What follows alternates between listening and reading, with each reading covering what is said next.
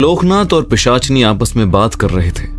इतने में पीछे से आवाज आई, अच्छा तो ये चल रहा है वीर भैया और काकी के पीठ पीछे। जब त्रिलोकनाथ और पिशाचनी ने पीछे मुड़कर देखा तो सामने रमा खड़ी थी, जो चांदनी के लिए कड़ी लेकर आई थी। रमा को देखकर त्रिलोकनाथ काफी घबरा गया और बोला, तुम गलत समझ रही हो रमा, ऐसा कुछ नहीं है, ये तो चांदनी नहीं पिशाचनी है ये। मैंने तुम दोनों की बातें सुन ली हैं, रमा ने ऊंची आवाज में कहा।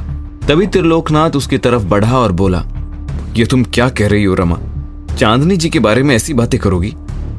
मुझे फुसलाने की कोशिश मत करो, मैं जा रही हूं वीर भैया के पास। इतना कहते हुए रमा घर से निकलने ही वाली थी कि तभी अचानक से दरवाजे पर मेंढक मठरी प्रकट हो गया और दरवाजा बंद करते हुए बोला, क्या बकबक कर रही है, चुपचाप अंदर चल। मठरी को इस तरह अपने सामने देखकर रमा को अपनी आंखों पर विश्वास नहीं हुआ। तभी मेंढक मठरी चुटकी बजाते ही मेंढक बन गया। ये देखकर रमा के होश उड़ गए और वो डरते हुए बोली, कौन हो तुम लोग, सच सच बताओ, तुम लोग मुझे साधारण तो नहीं लगते। साधारण तो हम हैं भी नहीं, पिशाचनी ने गुस्से में कहा और रमा के पास आकर उसका मुंह दबाते हुए बोली, कितने दिनों से मेरे पीछे लगी थी तू, कभी प्रसाद लेकर आ रही है तो कभी कढ़ी। बहुत शौक था ना तुझे मेरी सच्चाई जानने का, आज मैं तुझे अपनी सच्चाई बताती हूं। मैं हूं रात रानी पिशाचनी, मैं तेरे जैसी कोई आम इंसान नहीं हूं। मैं पिछले 100 सालों से इसी धरती पर जी रही हूं और बहुत से मकसद है मेरे। बता क्या क्या जानना चाहेगी मेरे बारे में? पिशाचनी की बातें सुनकर रमा का सिर घूमने लगा और उसने डरते हुए कहा, मुझे जाने दो, मैं किसी से कुछ नहीं कहूंगी, मुझे छोड़ दो, मुझसे गलती हो गई। गलती की कोई माफी नहीं होती। अब तुझे मेरा सच पता चल गया है, इसलिए तू कभी मेरी कैद से आजाद नहीं हो पाएगी। लेकिन हाँ, एक तरीका है जिससे तू अपनी मन मर्जी की जिंदगी जी सकती है, और वो है पिशाच बनने का। तो बता, बनेगी पिशाच? नहीं, मुझे पिशाच नहीं बनना, मेरे छोटे छोटे बच्चे हैं, मेरा परिवार है, मुझे जाने दो, मैं यहां से दूर चली जाऊंगी। रमा को इस तरह से गिड़गिड़ाते देख पिशाचनी को एक अलग ही मजा आ रहा था। तभी उसने रमा से कहा, अच्छा रुक, तुझे एक और जादू दिखाती हूं। इतना कहते हुए पिशाचनी का चेहरा अचानक से इतना डरावना हो गया जिसे देखकर रमा की आंखों के आगे अंधेरा छा गया और वो बेहोश हो गई। ये देख पिशाचनी हंसते हुए बोली, ये तो मेरा चेहरा भी नहीं देख पाई, ये क्या पिशाच बनेगी। मटरी ले जाओ इसे और डाल दो उस कोठरी में जहां इसके सारे नजदीकी कैद हैं। पिशाचनी के इतना कहते ही मेंढक मटरी रमा को तिलिस्मी दुनिया में ले गया। सब कुछ देखकर त्रिलोकनाथ ने एक सुकून की सांस ली और बोला, अच्छा हुआ हमने इसे देख लिया, नहीं तो ये जाकर वीर को सारी सच्चाई बता देती। वीर को कभी कुछ नहीं पता चलेगा त्रिलोक, उसे सच्चाई उसी दिन पता चलेगी जिस दिन मेरा मकसद पूरा हो जाएगा, उससे पहले वो कुछ भी नहीं जान पाएगा। तभी त्रिलोक ने कहा, अच्छा मैं चलता हूं रात रानी, इससे पहले कि मुझे कोई आपके घर में देख ले मुझे जाना होगा। इतना कहकर त्रिलोक निकलने ही वाला था। तभी पिशाचनी ने कहा, रुको त्रिलोक, मेरी बात अभी खत्म नहीं हुई। भले ही तुमने मेरी पहले बहुत मदद की हो, लेकिन अभी भी एक आखिरी काम बाकी है। मैं कुछ समझा नहीं रात रानी, अब तो आप इस दुनिया में आ चुकी हैं, आपकी और वीर की दोस्ती भी हो गई है। अब ऐसी क्या चीज है जो आपके और वीर के बीच में आ रही है? वीर के घर की दहलीज। पिशाचनी की इस बात पर त्रिलोकनाथ ने हैरानी से कहा, मतलब ये कि राघवेंद्र ने अपने घर को बांध रखा है और मैं उसके घर में तब तक प्रवेश नहीं कर सकती जब तक मेरे रक्त में वीर का रक्त मिल ना जाए। उसके बाद ही मैं राघवेंद्र के घर की दहलीज पार कर पाऊंगी, और अगर ऐसा नहीं हुआ तो उसके घर की चौखट पर जाते ही मेरा असली चेहरा सबके सामने आ जाएगा। इसलिए तुम्हें मेरी मदद करनी होगी और मुझे वीर का रक्त लाकर देना होगा। इस बात को सुनकर त्रिलोकनाथ हल्का सा मुस्कुराया और फिर बोला, इतनी छोटी सी बात, मैं आपको वीर का रक्त लाकर दे दूंगा रात रानी, आप ये समझिए कि काम हो गया। तभी पिशाचनी ने त्रिलोक को रोकते हुए कहा, लेकिन एक बात का ध्यान रखना त्रिलोक, मुझे वीर का रक्त उसके शरीर से निकलने के 10 मिनट के अंदर ही चाहिए, नहीं तो वो मेरे किसी काम का नहीं रहेगा। ठीक है रात रानी, मैं समझ गया। इतना कहकर त्रिलोकनाथ ने अपना सिर झुकाया और बोला, रात रानी पिशाचनी की जय हो। दूसरी तरफ वीर के घर पर सावित्री देवी अपने कमरे में अपनी अलमारी सही कर रही थी। तभी उसने रमा को आवाज देते हुए कहा, अरे रमा, एक गिलास पानी देगी जरा। रमा को आवाज देते ही सावित्री ने कहा, अरे मैं तो भूल ही गई, रमा तो चांदनी के घर गई थी, अब तक लौटी नहीं क्या? इतना कहते हुए सावित्री उठी और अपने फोन से रमा को कॉल करने लगी। फोन लगते ही सावित्री को फोन की घंटी सुनाई दी और जब वो निकलकर बाहर लिविंग रूम में गई तो रमा का फोन सामने ही रखा हुआ था। ये देख सावित्री ने खुद से कहा, इस लड़की से कितनी बार कहा है कि कहीं भी जाया कर तो अपना फोन लेकर जाया कर, लेकिन ये अपना फोन यहीं छोड़कर चली जाती है, पता नहीं कब आएगी। इतना सोचते हुए सावित्री वापस अपने काम में लग गई। शाम 6 बजे रमा को गए लगभग 3-4 घंटे हो चुके थे और उसका कोई पता नहीं था। ये देख सावित्री ने खुद से कहा, रमा अब तक नहीं लौटी, लगता है इसकी चांदनी से दोस्ती हो गई है, मुझे खुद ही जाना होगा इसे बुलाने। इतना सोचते हुए सावित्री सीधे चांदनी के घर के लिए निकल गई। चांदनी के घर पर सावित्री देवी ने जैसे ही घंटी बजाई, दरवाजे के अंदर से झांकते हुए मठरी ने कहा, वीर की मां सावित्री आई है रात रानी। सावित्री का नाम सुनकर पिशाचनी ने मुंह बनाते हुए कहा, चल बेटा चांदनी, शुरू कर दे अपनी एक्टिंग। चांदनी ने जाकर धीरे से दरवाजा खोला और बोली, आंटी जी आप यहां आइए ना। नहीं बेटी मैं नहीं आऊंगी, तू जरा रमा को भेज दे, घर पर थोड़ा काम पड़ा है। रमा वो तो यहां नहीं आई, चांदनी ने एक्टिंग करते हुए कहा। चांदनी की बात सुनकर सावित्री देवी के होश उड़ गए और वो कहने लगी, यहां नहीं आई, लेकिन मैंने तो उसे तुम्हारे घर ही कड़ी लेकर भेजा था। लेकिन आंटी वो तो मेरे घर आई ही नहीं, जरूर वो कहीं और चली गई होगी, वैसे भी मुझे उसकी बातों से लगता है कि वो मुझे पसंद नहीं करती।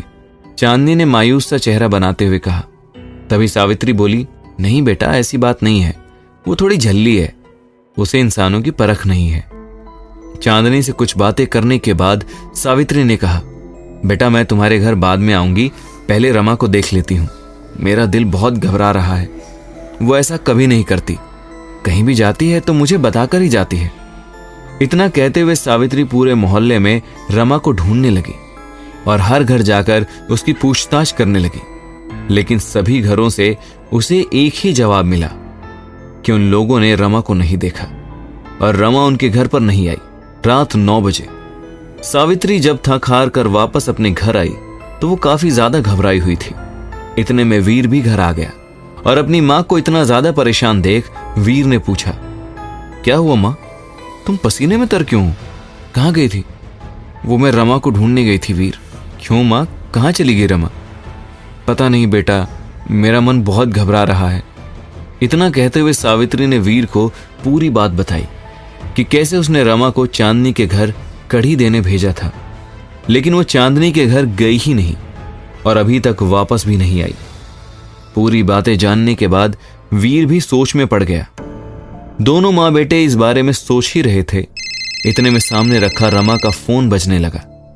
रमा के फोन पर उसके पति मुकुंद का नंबर देखकर सावित्री ने कहा, वीर उसके पति का फोन आ रहा है, मैं क्या कहूंगी उससे, मुझे बहुत डर लग रहा है वीर। हमारी रमा ठीक तो होगी ना? हाँ माँ, सब कुछ ठीक होगा। जरूर रमा बैठकर कहीं गप्पे लड़ा रही होगी और आप बेवजह डर रही हो। ऐसा नहीं है वीर, मैं उसे बहुत अच्छे से जानती हूँ, उसने आज तक ऐसा नहीं किया है। वीर और सावित्री बात कर रहे थे। इतने में फोन फिर से बजने लगा। तभी वीर ने कहा, फोन उठाकर कह दो माँ कि रमा कुछ सामान लेने गई है। लेकिन मैं झूठ क्यों बोलूं वीर? अरे कह दो माँ, मैं जा रहा हूं, ढूंढ कर लाता हूं रमा को, तुम परेशान मत हो। वीर के कहने पर सावित्री ने फोन उठा लिया और बोली, हेलो, मैं सावित्री बोल रही हूँ मुकुंद। नमस्ते काकी, अरे जरा रमा से बात कराएंगी क्या? मैंने शाम से कई बार फोन किया लेकिन उसने फोन ही नहीं उठाया। सावित्री ने कांपते हुए होठों से कहा, अरे बेटा, रमा कुछ घर का सामान लेने बाहर गई है, जैसे ही आती है मैं कह दूंगी कि तुमसे बात कर ले। ठीक है काकी, उससे कह दीजिएगा कि पिंकी उसे याद कर रही है, शाम से उसने रो रो कर घर भर रखा है कि माँ से बात कराओ। ठीक है बेटा, ठीक है, मैं कह दूंगी। इतना कहते हुए सावित्री ने फोन रख दिया और फिर वो धीमी आवाज में वीर से कहने लगी, वीर उसकी बच्ची बहुत छोटी है, वो उसे याद कर रही है, अगर रमा को कुछ हो गया तो मैं अपने आप को कभी माफ नहीं कर पाऊंगी। मैंने अपनी जिम्मेदारी पर उसे यहाँ रखा था, तुम परेशान मत हो माँ, मैं भी रमा को ढूंढ कर लाता हूँ। इतना कहकर वीर रमा को ढूंढने के लिए बाहर निकल गया। वीर रमा को ढूंढ ही रहा था, तभी उसकी जीप के बगल में पीहू आकर बैठ गई इतने दिनों बाद पीहू को अपने पास देखकर वीर ने कहा, तुम कहाँ चली गई थी? मैंने तुम्हें बहुत मिस किया। सॉरी बडी, मैं तुम्हें बिना बताए चली गई थी। वो दरअसल हमारे वर्ल्ड में भी कुछ इंपॉर्टेंट काम था जहाँ पर सारी आत्माओं का प्रेजेंट रहना जरूरी था, इसलिए मैं वहां गई थी और उस बारे में मैं तुम्हें ज्यादा नहीं बता सकती। लेकिन अब तो मैं आ गई हूं ना, तो तुम खुश हो जाओ। ठीक है पीहू, तुम्हें देखकर खुश तो हूं मैं, लेकिन इस वक्त थोड़ी सी टेंशन में हूं। क्या हुआ बड़ी? दरअसल बात यह है पीहू कि रमा कहीं खो गई है और आज सुबह से मिल नहीं रही है। माँ बहुत परेशान है, इसलिए उसे ढूंढने निकला हूँ। टेंशन मत लो, वो मिल जाएंगी। इतना कहकर पीहू ने वीर को हक कर लिया। रात 12 बजे वीर जब घंटों के बाद घर लौटा तो सावित्री दरवाजे पर ही खड़ी थी। वीर को अकेले देखकर सावित्री ने कहा, क्या हुआ वीर, रमा नहीं मिली क्या? नहीं मां, मैंने रमा को बहुत ढूंढा लेकिन वो मुझे नहीं मिली। ये सुनकर सावित्री फूट फूट कर रोने लगी। तभी वीर अपनी मां को चुप कराते हुए बोला, तुम इतना परेशान मत हो मां, तुम्हारा बेटा एक पुलिस ऑफिसर है, मैं रमा को हर हाल में ढूंढ निकालूंगा। अगले दिन सुबह पाखी अपने ऑफिस जाने के लिए घर से निकलकर ऑटो का इंतजार कर रही थी। तभी उसने देखा कि एक लड़की दौड़ते हुए आ रही है और उसके पैर रास्ते में गाड़ी से टकरा गए और गाड़ी वाला उसे धक्का देते हुए आगे निकल गया। ये देखकर पाखी उसके पास गई और बोली, क्या हुआ, आप ठीक तो है ना? मैं ठीक हूँ, प्लीज मुझे बचा लो, नहीं तो वो लोग। कौन लोग? कैसी बातें कर रही हैं आप? आराम से बैठिए और सब कुछ बताइए, मैं आपकी मदद करूंगी, मैं एक जर्नलिस्ट हूँ। प्लीज स्त्री सेवा आश्रम की लड़कियों को बचा लो, वहां पर अनर्थ होने वाला है। स्त्री सेवा आश्रम का नाम सुनकर पाखी के पैरों के नीचे से जमीन निकल गई और वो खुद से कहने लगी, ये तो पापा का। तभी पाखी ने उस लड़की से कहा, देखिए जो बात है आप मुझे साफ साफ बताइए, मैं सब कुछ बताती हूँ वहां पर। इससे पहले कि वो लड़की अपनी बात को पूरा करती, उसने देखा कि सामने से 2 आदमी उसे घूर कर देख रहे हैं। उन आदमियों को देखकर वो लड़की फिर से तेजी से भागने लगी और पुल के ऊपर चढ़ गई। ये देखकर पाखी उसे आवाज देते हुए बोली, अरे रुको, कहां जा रही हो? आखिर कौन थी ये लड़की? क्या इस लड़की के जरिए पाखी जान पाएगी स्त्री सेवा आश्रम का घिनौना सच? क्या रमा को ढूंढ पाएगा वीर? आगे क्या मोड़ लेगी ये कहानी? इन सभी सवाल। मेरी बात सुनो, रुको, मेरी बात सुनो।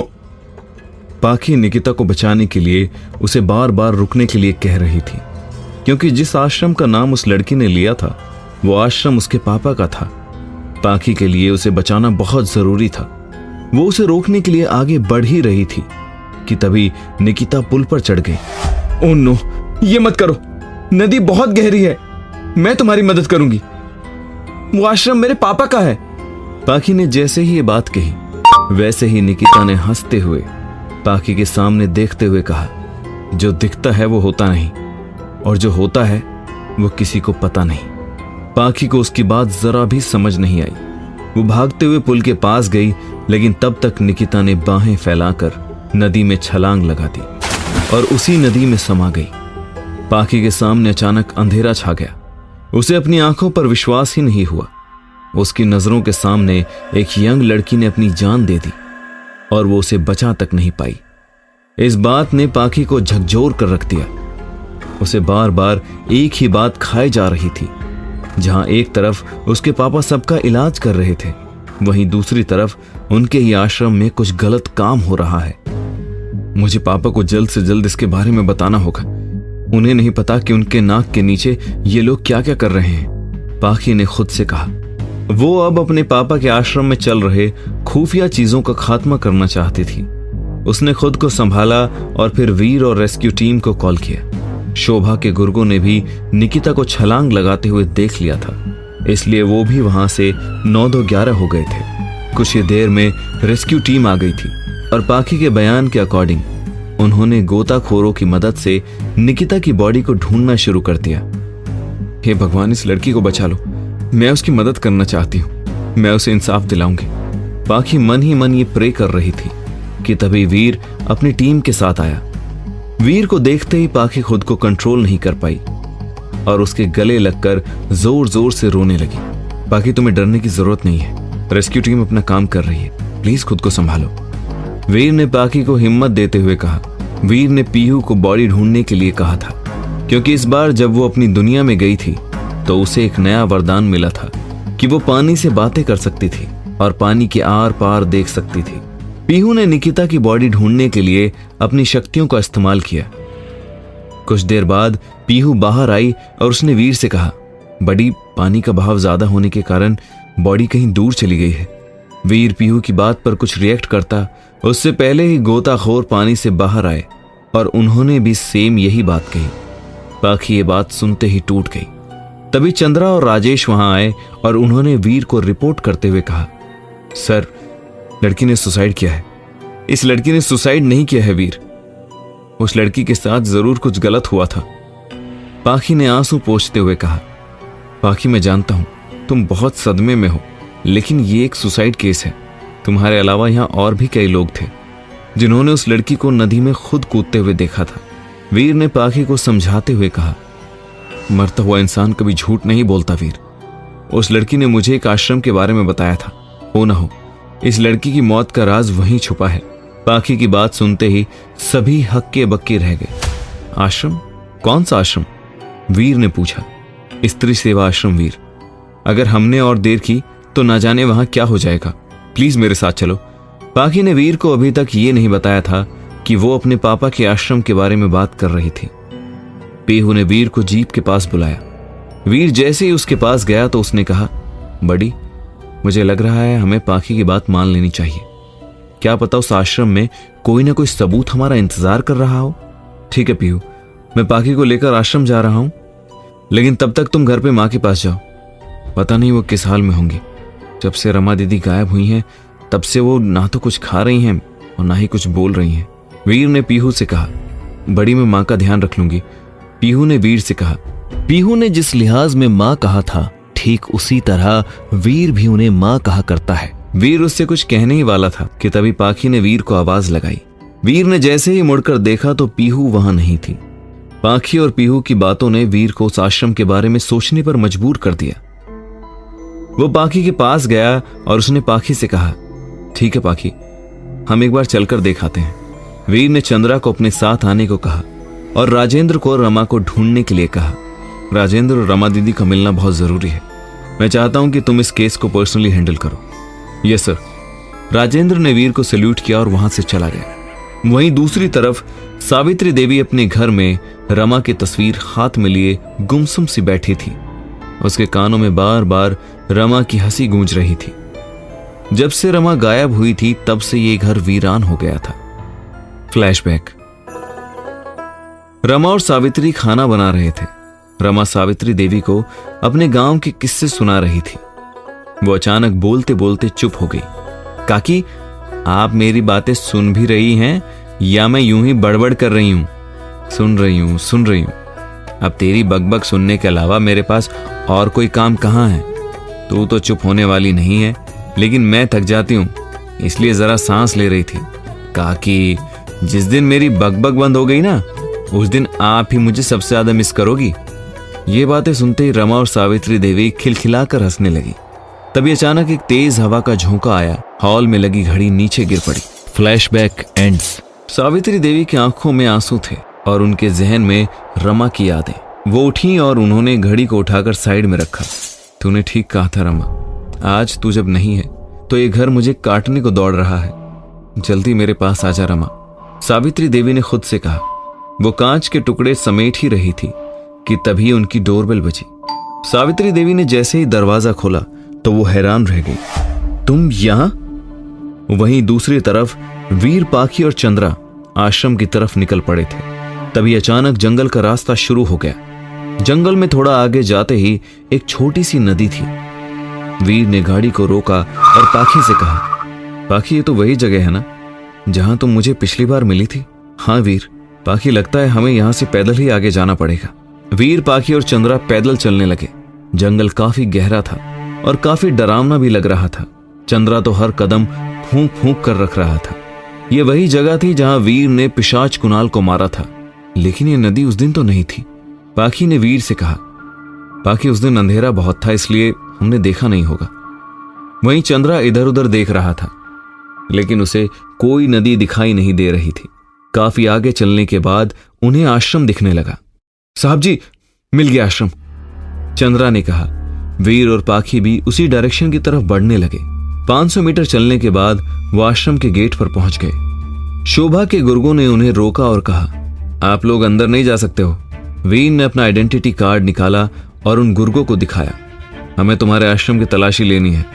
सुना है यहाँ की एक लड़की ने सुसाइड कर लिया है। ये बात सुनते ही वो दोनों बुरी तरह घबरा गए।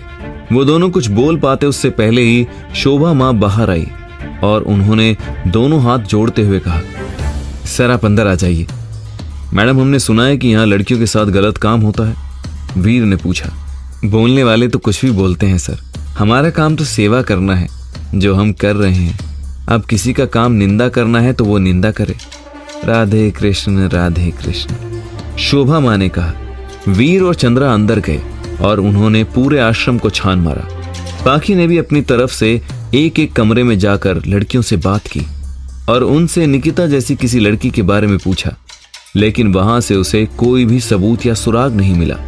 वीर और चंद्रा सब कुछ चेक करके बाहर आ गए थे और पाखी भी लड़कियों से बात करके दूसरी तरफ आ ही रही थी कि तभी उसके पैरों के नीचे एक कागज आया।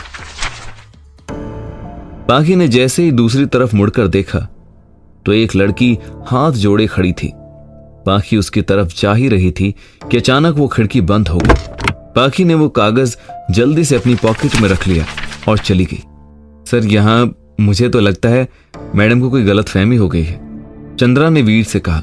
हाँ चंद्रा, मुझे भी यही लगता है। खैर कोई बात नहीं। वीर को भी चंद्रा की बात सही लग रही थी। तभी पाखी वहां आई और उसने वीर से कहा, वीर लगता है मुझे कुछ गलतफहमी हो गई थी। चलो अब तो तसल्ली हो गई ना। हाँ वीर, नाउ इट्स गुड। तभी वहां शोभा माँ अपने गुर्गों के साथ आई। वो वीर, पाखी और चंद्रा से खाने का पूछने लगी कि तभी पाखी ने कहा, शोभा जी, आपके आश्रम को देखकर मुझे बहुत ही ज्यादा अच्छा लगा। जिस तरह आप लोग इन बच्चों का ध्यान रख रहे हो, वैसे तो आज के जमाने में कोई नहीं करता। आपके बाबा जी दिखाई नहीं दे रहे। शोभा माँ ने जैसे ही पाखी की बातें सुनी तो वो अंदर ही अंदर बहुत ज्यादा खुश हो गई। उसने पाखी से कहा, वैसे यहाँ मुझे सभी माँ कहकर बुलाते हैं। एक माँ अपने बच्चों का बुरा कैसे चाह सकती है। बस मैं तो अपना धर्म निभा रही हूँ। बाबा जी के आशीर्वाद से सब कुछ अच्छा चल रहा है। बाबा जी अभी अपने घर गए हुए हैं। ठीक है शोभा जी, तो अब हम सब चलते हैं। आपको कभी भी हमारी जरूरत पड़े तो बेझिझक बताइएगा, वीर ने शोभा माँ से कहा। शोभा माँ ने उनसे विदा ली और फिर वहां से अंदर अपने कक्ष में चली गई। वीर, पाखी और चंद्रा भी अपनी जीप की तरफ चल पड़े। वीर और चंद्रा एक दूसरे से बातें कर रहे थे। वहीं पाखी का ध्यान अभी तक उसी कागज में अटका हुआ था। वीर ने पाखी से कहा, पाखी क्या हुआ, अब कहां खो गई? मैं जानता हूं कि तुम्हें अजीब लग रहा है, लेकिन ऐसा होता रहता है। सबसे अच्छी बात यह है कि तुम इस आश्रम के बारे में लिख भी सकती हो ताकि लोगों को इस आश्रम के बारे में पता चले। हाँ वीर, मैं जरूर ऐसा कुछ करूंगी। वो तीनों जीप तक पहुंच जाते हैं और फिर शहर की तरफ निकल पड़े। पाखी पीछे बैठी थी। उसने जैसे ही उस कागज को बाहर निकालकर पढ़ा तो उसकी आंखें फटी की फटी रह गई। आखिर उस कागज में ऐसा क्या लिखा था? क्या पाखी अपने पिता का सच जान पाएगी? क्या वीर रमा को ढूंढ पाएगा? आखिर वीर के घर पर कौन आया था? आगे क्या मोड़ लेगी ये कहानी? इन सभी सवालों के जवाब जानने के लिए सुनते रहिए मोक्ष, आपके अपने पॉकेट एफएम पर। पाखी ने जब उस कागज को खोला तो उसमें लिखा था, शोभा जो दिखा रही है वो इस आश्रम की सच्चाई नहीं है, हमारी मदद करो। इस बात को पढ़ने के बाद पाखी काफी हैरान थी और मन ही मन सोच रही थी, मुझे कुछ करना होगा। पापा की पीठ के पीछे उनके आश्रम में क्या हो रहा है ये मुझे पता लगाना होगा, नहीं तो मेरे पापा की बहुत बदनामी होगी और उन बेचारी लड़कियों का तो कोई कसूर भी नहीं है। इतना सोचते हुए जब पाखी घर पहुंची तो त्रिलोकनाथ ने उससे पूछा, तुम तो ऑफिस गई थी पाखी, इतनी जल्दी कैसे वापस आ गई? त्रिलोक के सवाल पर पाखी उसे सारी सच्चाई बताने वाली थी, लेकिन तभी उसके मन में ख्याल आया, नहीं, मैं पापा को भी आश्रम के बारे में नहीं बता सकती, वो परेशान हो जाएंगे। पहले मुझे पूरी सच्चाई जाननी होगी और इस बात की जड़ तक पहुंचना होगा, उसके बाद ही मैं पापा को कुछ बताऊंगी। वहीं दूसरी तरफ आश्रम में वीर और पाखी के जाते ही शोभा मां अंदर आई और सभी लड़कियों को इकट्ठा करते हुए बोली, अच्छा हुआ जो तुम सब चुप रही, नहीं तो मैंने सोच लिया था आज कि जिसने भी अपना मुंह खोला मैं उसकी जुबान कटवाकर चौराहे पर लटका दूंगी। तुम लोग तो जानते ही हो ना कि पुलिस वाले तो सिर्फ चंद पैसों के भूखे होते हैं। उसके बाद तुम लोगों का क्या हाल होता वो मुझे बताने की जरूरत नहीं है। शोभा माँ की बातों से सभी लड़कियां काफी डर गई। तभी शोभा ने अपने आदमियों को आवाज दी जो निकिता के पीछे गए थे और गुस्से में बोली, एक काम नहीं होता तुम लोगों से ढंग से। वो निकिता उस लड़की तक कैसे पहुंची? अरे शोभा माँ, हम उसके पीछे जा ही रहे थे, तभी वो जाकर एक गाड़ी से टकरा गई और वो लड़की उसकी मदद के लिए आगे आ गई। ठीक है, अच्छा हुआ जो वो निकिता मर गई, क्योंकि अगर वो जिंदा मेरे पास आ जाती तो मैं उसे ऐसी मौत देती कि तुम सबकी रूह कांप जाती।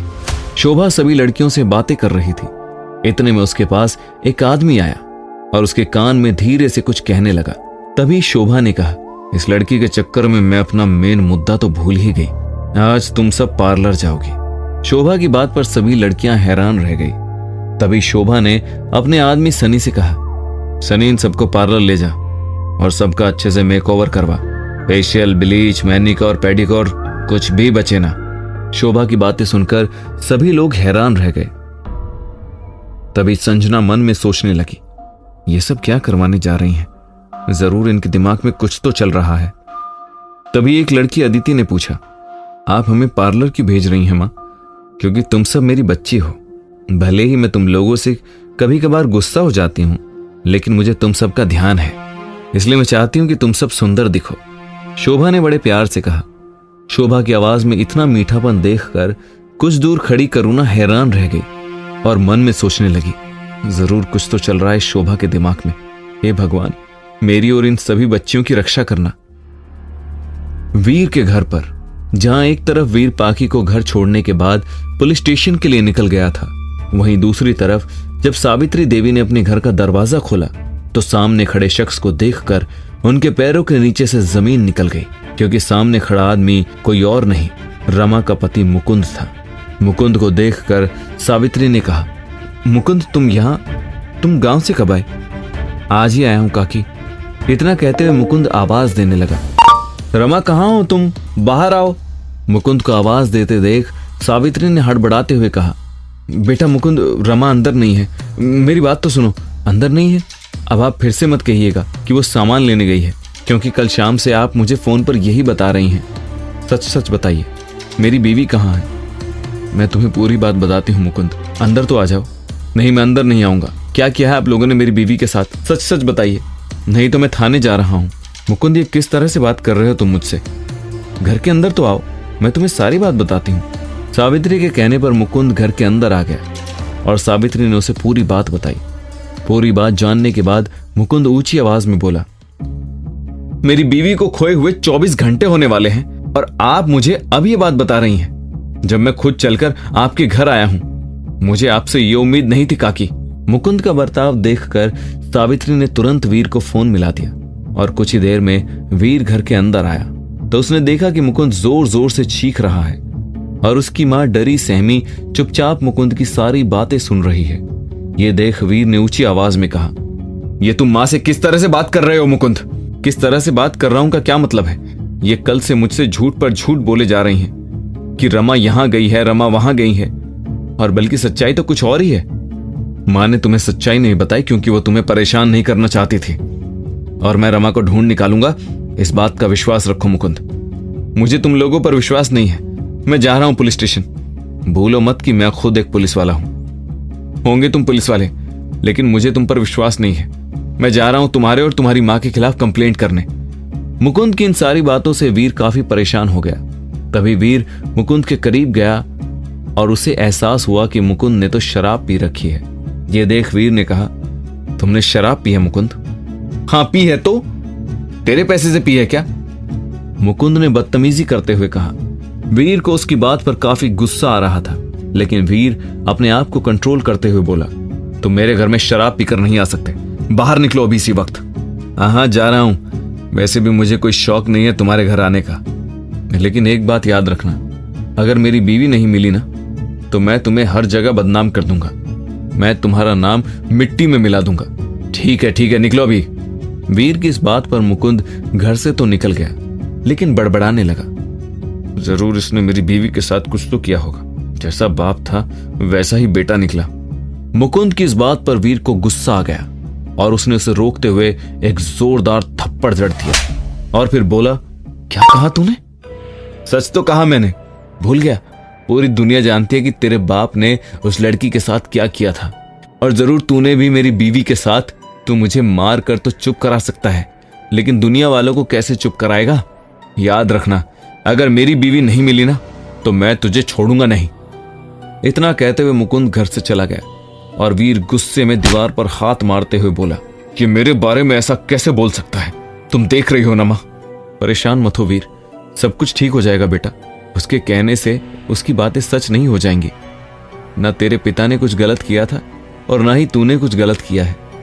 भगवान पर विश्वास रख, सब कुछ ठीक होगा। शाम के समय पिशाचनी अपनी तिलिस्मी दुनिया में बैठी थी। आज काफी दिनों बाद अपनी दुनिया में लौटकर पिशाचनी को काफी ज्यादा अच्छा लग रहा था और वो लैला से कह रही थी, इस दुनिया की बात ही अलग है लैला। भले इंसानी दुनिया में जाना मेरी मजबूरी हो, लेकिन सुकून तो मुझे यहीं आकर मिलता है। आप बात तो सही कह रही हैं रात रानी। इस दुनिया में हमें पूरी आजादी है, हम जैसे हैं वैसे दिख सकते हैं। लैला की इस बात पर पिशाचनी हंसने लगी और फिर बोली, अरे जिस काम के लिए मैं यहां आई थी वो तो मैं भूल ही गई। इतना कहते हुए पिशाचनी उस तहखाने में आ गई जहां राघवेंद्र और ईशा कैद थे, और अब उसी जगह पर रमा को भी लाकर रखा गया था। राघवेंद्र और ईशा को देखकर पिशाचनी ने कहा, क्या हालत हो गई है तुम लोगों की?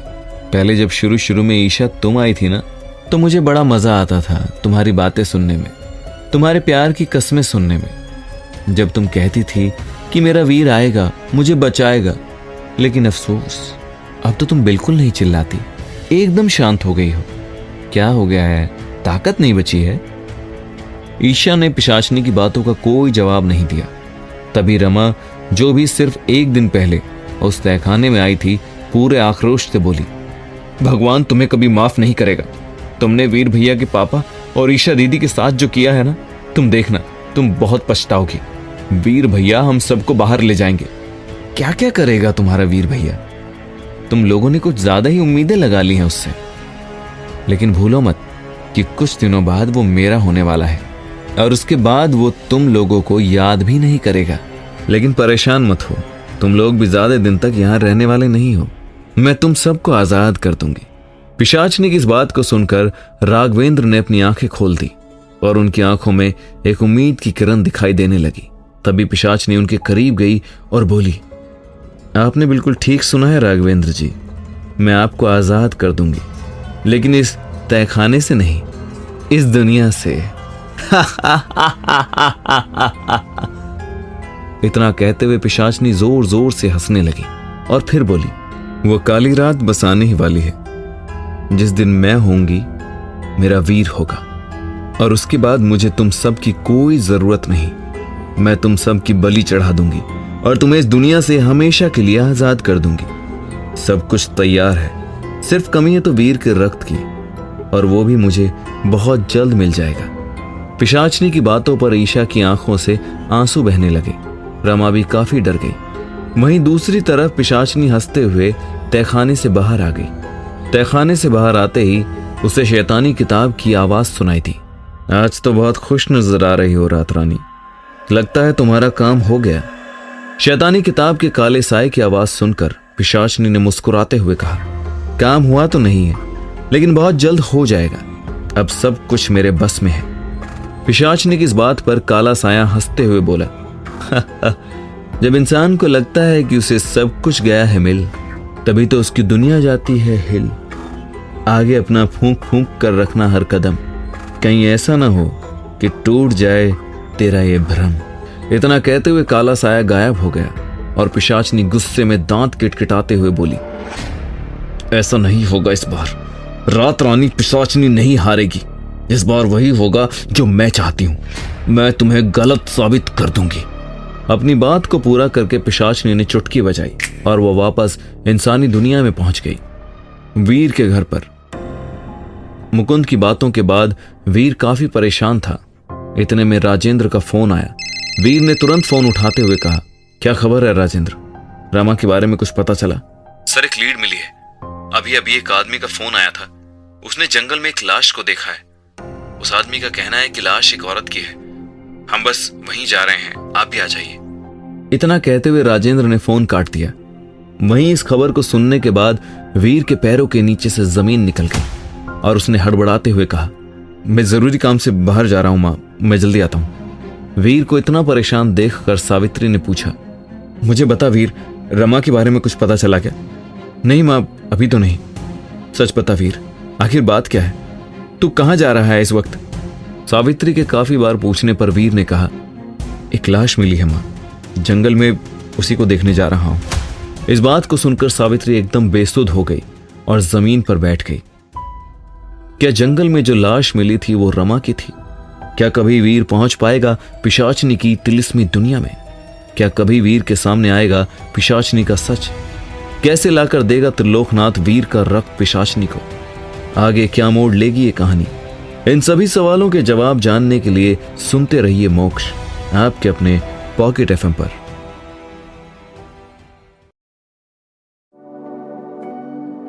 मां, मैं वादा करता हूं कि रमा दीदी को कुछ नहीं होने दूंगा। वीर से मां की हालत देखी नहीं जा रही थी। उसने अपनी मां से वादा कर दिया कि वो रमा को कुछ नहीं होने देगा। वीर रमा को घर ले आ, उसे कैसे भी घर ले आ, सावित्री देवी ने धीमी आवाज में कहा। वीर उनके पास बैठा और उन्हें गले लगाते हुए बोला, मां, मुझ पर विश्वास रखो। उसने सावित्री देवी को जमीन से उठाया और अंदर बेड पर लेटाते हुए कहा, मां, अभी बस आराम करो, मैं यूं गया और यूं आया। सावित्री देवी ने अपनी गर्दन हिलाकर वीर की बातों पर हामी भरी। वहीं वीर रेडी होकर लाश की शिनाख्त करने के लिए निकलने ही वाला था कि पीहू वीर के सामने आई और उसने कहा, बड़ी, तुम जाओ, मैं हूं यहां मां के पास। वीर ने मुस्कुराते हुए पीहू की बात सुनी और चैन की सांस लेकर घर से निकल गया। उसे यह देखकर बहुत अच्छा लग रहा था कि पीहू उसकी मां का बहुत अच्छे से ध्यान रख रही थी। पीहू की मौजूदगी की वजह से वो अपना काम बिना किसी झिझक के कर पा रहा था। वीर ने जीप स्टार्ट की और बताई हुई लोकेशन के लिए निकल पड़ा। रात ज्यादा होने के कारण जंगल के रास्ते पर बिल्कुल सन्नाटा था। वीर जैसे ही वहां पहुंचा तो उसने देखा कि राजेंद्र और उसकी टीम वहां एविडेंस तलाश रही थी। राजेंद्र, ये कब हुआ? सर, यहां से गुजरने वाले किसी राहगीर ने खबर की थी हमें। आज जब वो यहां से गुजर रहा था तब झाड़ियों के पास उसे एक अजीब सा कपड़ा दिखा। उसने पास जाकर देखा तो ये एक औरत की लाश थी। राजेंद्र की बात सुनकर वीर का दिल भारी हो गया था। रमा को गायब हुए भी 24 घंटे से ज्यादा का समय हो चुका था। वो अपनी मां से वादा तो कराया था, लेकिन मन ही मन उसे भी डर सता रहा था। सर आइए, एक बार बॉडी देख लेंगे तो शिनाख्त हो जाएगी, राजेंद्र ने वीर से कहा। वीर और राजेंद्र बॉडी के पास गए। वीर की बेचैनी बढ़ती जा रही थी। तभी एक कांस्टेबल ने बॉडी पर से कपड़ा हटाया। ये रमा दीदी नहीं है, ये दीदी नहीं है। वीर ने जैसे ही बॉडी को देखा वैसे ही उसके मुंह से ये शब्द निकले, राजेंद्र, हमें पता लगाना होगा कि ये कौन है और इसके साथ जिसने भी गलत किया है उनको तो हम पकड़ ही लेंगे, लेकिन सबसे पहले शिनाख्त होनी बहुत जरूरी है। बॉडी की डिटेल सर्कुलेट करवा दो। कहीं से भी इसके बारे में इंक्वायरी हो तो पता लगाओ और वेरिफिकेशन के बाद ही बॉडी हैंडओवर करना। वीर ने राजेंद्र को इंस्ट्रक्शंस दिए। यस सर, राजेंद्र ने कहा। वीर ने गहरी सांस ली और खुद से कहा, रमा दीदी, आप जहां कहीं भी हो, मैं आपको ढूंढ निकालूंगा। वीर ने कहते हुए जीप स्टार्ट की और घर के लिए निकल पड़ा। वो कुछ आगे हाईवे तक आया ही था कि उसने देखा कि रास्ते की साइड में एक कार खड़ी थी। यस सर, राजेंद्र ने कहा। वीर ने गहरी सांस ली और खुद से कहा, रमा दीदी, आप जहां कहीं भी हो, मैं आपको ढूंढ निकालूंगा। वीर ने कहते हुए जीप स्टार्ट की और घर के लिए निकल पड़ा। वो कुछ आगे हाईवे तक आया ही था कि उसने देखा कि रास्ते की साइड में एक कार खड़ी थी। उसने अपनी जीप रोकी और उस कार तक गया। कोई प्रॉब्लम हो गई है क्या? वीर ने पूछा। तभी एक लड़की ने बोनट नीचे किया और वीर को देखते हुए कहा, अरे आप, वो मैं घर जा रही थी लेकिन रास्ते में ही गाड़ी खराब हो गई। ये लड़की और कोई नहीं बल्कि चांदनी थी। पिछले कई दिनों से उसकी मुलाकात वीर से नहीं हुई थी। इसलिए उसने तिलिस्मी दुनिया से निकलकर वीर के लिए ये जाल बुना था, जिसमें वो फंस भी गया था। चांदनी ने आज तिलिस्मी दुनिया में वीर के नाम का तंत्र किया था, जिससे वीर उसकी तरफ और ज्यादा आकर्षित हो रहा था। चांदनी जी, अब मैं आ गया हूं, तो आपको फिक्र करने की जरूरत नहीं है। वीर ने जैसे ही चांदनी को देखा तो उसे पता नहीं क्या हो गया। वो मानो सब कुछ भूल गया था। अब उसे कुछ याद था तो वो सिर्फ चांदनी थी। जी, चांदनी ने मुस्कुराते हुए कहा। वीर ने पहले तो चांदनी की गाड़ी का बोनट फिर से ऊपर किया और खुद ही गाड़ी चेक करने लगा। हालांकि वो चेक करने के बहाने बार बार कनखियों से चांदनी को देख रहा था। वहीं चांदनी मन ही मन खुश हो रही थी कि वशीकरण ने वीर अपना असर दिखाना शुरू कर दिया था। वीर के हाव भाव से उसे साफ समझ आ गया था कि वीर उसके साथ का टाइम यूं ही जाया नहीं होने देना चाहता था। वीर ने कुछ देर कार को ठीक करने की कोशिश की, लेकिन फिर कहा, चांदनी जी, लगता है गाड़ी तो कल सुबह ही ठीक हो पाएगी, इसलिए अभी के लिए हमें घर जाना चाहिए। कल सुबह मैं खुद आपकी गाड़ी ठीक करवाकर घर भिजवा दूंगा। वीर ने कहा। जी ठीक है, पिशाचनी ने कहा। वो समझ चुकी थी कि अब वीर उसके जाल में फंस गया था। तो चलिए साथ ही घर चलते हैं, वीर ने कहा। उसकी बात मानकर चांदनी भी उसके पीछे पीछे चलने लगी और जीप में बैठ गई। वीर और चांदनी पहली बार इतने करीब बैठे थे और दोनों ही चुप चुप थे। अगर आप बुरा ना माने तो क्या मैं आपसे एक बात पूछ सकता हूं? हाँ हाँ, पूछिए ना। आप इतनी रात को जंगल के रास्ते पर क्या कर रही थी? मेरा मतलब है, यह रास्ता तो काफी सुनसान रहता है, तो आप यहां कैसे? पिशाचनी समझ गई थी कि उसे इस सवाल का जवाब बहुत ही सोच समझ कर देना होगा। वो एक्चुअली एक लड़की ने मुझसे लिफ्ट मांगी थी, तो मैं उसे ड्रॉप करने पास वाले गांव गई थी, और देखिए ना, वापसी में मेरी खुद की गाड़ी खराब हो गई। उसने स्माइल करते हुए कहा। इसका मतलब मैं ये समझूं कि आप लोगों की मदद करते वक्त खुद का ख्याल ही नहीं रखती हैं? वीर ने मुस्कुराते हुए कहा। नहीं नहीं, ऐसा नहीं है।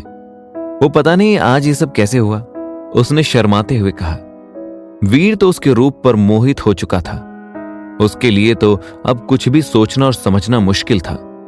इस वक्त उसके दिमाग में एक बार भी पाखी का ख्याल नहीं आया। मुझसे तो आपने पूछ लिया, लेकिन आप इस वक्त यहां क्या कर रहे थे? पिशाचनी ने बात को पलटते हुए कहा। बस कुछ इन्वेस्टिगेशन का काम था। अब पुलिस ऑफिसर की लाइफ तो इन सब के ही इर्द गिर्द घूमती है, वीर ने जवाब दिया। वीर और चांदनी बातें करते हुए घर जा ही रहे थे कि अचानक बीच में एक काली बिल्ली आई, जिसकी वजह से वीर को अचानक ब्रेक लगाना पड़ा। वीर और चांदनी एक दूसरे के थोड़े करीब आ गए। हालांकि वीर ने खुद को संभाला और कहा, ओ सो सॉरी, वो सामने बिल्ली आ गई थी, मुझे माफ करना। वहीं पिशाचनी मन ही मन इस मौके को गंवाने के डर से परेशान हो रही थी। वो जैसे तैसे इस मौके का फायदा उठाना चाहती थी, क्योंकि जिस काली रात का इंतजार उसने इतने सालों तक किया था, वो 5 दिन बाद आने वाली थी और उसे किसी भी कीमत पर वीर को अपना बनाना था। कोई बात नहीं, मैं समझ सकती हूं, चांदनी ने मुस्कुराते हुए कहा। तभी कुछ ऐसा हुआ जिसे देखकर वीर हैरान रह गया। जिस काली बिल्ली ने उसका रास्ता काटा था, वही काली बिल्ली अचानक चांदनी की खिड़की के बाहर आकर उसके पास आने के लिए छटपटाने लगी थी। वीर ने तंत्र की दुनिया में इतना तो सीख लिया था कि काली बिल्ली को शैतान पालते थे। हालांकि वो चांदनी से कुछ पूछ नहीं पाया। तभी चांदनी ने कहा, वीर, अब हमें सीधे घर चलना चाहिए। वीर ने जैसे ही चांदनी की आवाज सुनी तो वो सब कुछ भूल गया और उसने एक बार फिर से जीप स्टार्ट की और कुछ ही देर में वो घर पहुंच गए। उसने चांदनी को ड्रॉप किया और फिर खुद भी अपने घर आ गया। वहीं दूसरी तरफ रात काफी हो चुकी थी। नींद पाखी की आंखों से कोसों दूर थी। पाखी सोने की कोशिश कर रही थी, लेकिन बार बार उसके दिमाग में आश्रम ही घूम रहा था। उसे समझ नहीं आ रहा था कि जो उस कागज में लिखा था वो सच था या नहीं। वो अपने बिस्तर से उठी और खिड़की के पास जाकर खड़ी हो गई। बाहर बहुत अंधेरा था, लेकिन आसमान में तारे टिमटिमा रहे थे। पाखी ने उन्हीं तारों की तरफ देखते हुए कहा, मां, मुझे कुछ समझ नहीं आ रहा है, मैं क्या करूं अब? एक तरफ दिमाग कह रहा है कि वहां कुछ नहीं है, वहीं दूसरी तरफ दिल कह रहा है कि मुझे एक बार वहां जाकर जरूर देखना चाहिए। पाखी जब से आश्रम से लौटी थी तब से उसके दिमाग में कई ख्याल आ जा रहे थे। वो कभी कुछ सोच रही थी तो कभी कुछ और। जब उसे कुछ समझ नहीं आया तो आसमान के तारों को देखते हुए वो अपनी मां से बात करने लगी। तभी उसने देखा कि आसमान का एक तारा टिमटिमाया। ये देखते ही पाखी समझ गई थी कि उसकी मां उससे कहना चाहती है कि उसे वहां जाकर सच का पता लगाना चाहिए। पाखी ने तुरंत लैपटॉप उठाया और फिर उसने इस बात की तह तक जाने के लिए एक प्लान बना लिया। तभी अचानक उसे घर के बाहर एक अजीब सी हलचल महसूस हुई। पाखी उठी और उसने खिड़की से बाहर झांक कर देखा तो वहां कोई नहीं था। उसने खिड़की बंद की और फिर लैपटॉप बंद करके सो गई। कुछ देर में पाखी को नींद आ गई, लेकिन उस घर में कोई ऐसा भी था जिसका चैन कुछ ही देर में छिनने वाला था। त्रिलोकनाथ अपने तंत्र कक्ष में एक साधना कर रहे थे कि तभी उन्हें बाहर से कुछ आवाजें आने लगी। धीरे धीरे वो आवाजें तेज होने लगी। वो अपनी साधना से उठे और बाहर जाकर देखने लगे। तभी उनके सामने पिशाच लैला और मटरी आ गए। क्यों त्रिलोक, क्या तुम मेरी आवाज भूल गए हो? लैला ने त्रिलोकनाथ से पूछा। नहीं, ऐसा तो कुछ नहीं है। अगर ऐसा कुछ नहीं है तो ही अच्छा है, क्योंकि अगर ऐसा कुछ हुआ तो हम तुम्हें जीने नहीं देंगे, मटरी ने कहा। मुझे अपनी साधना करनी है, मैं जा रहा हूं।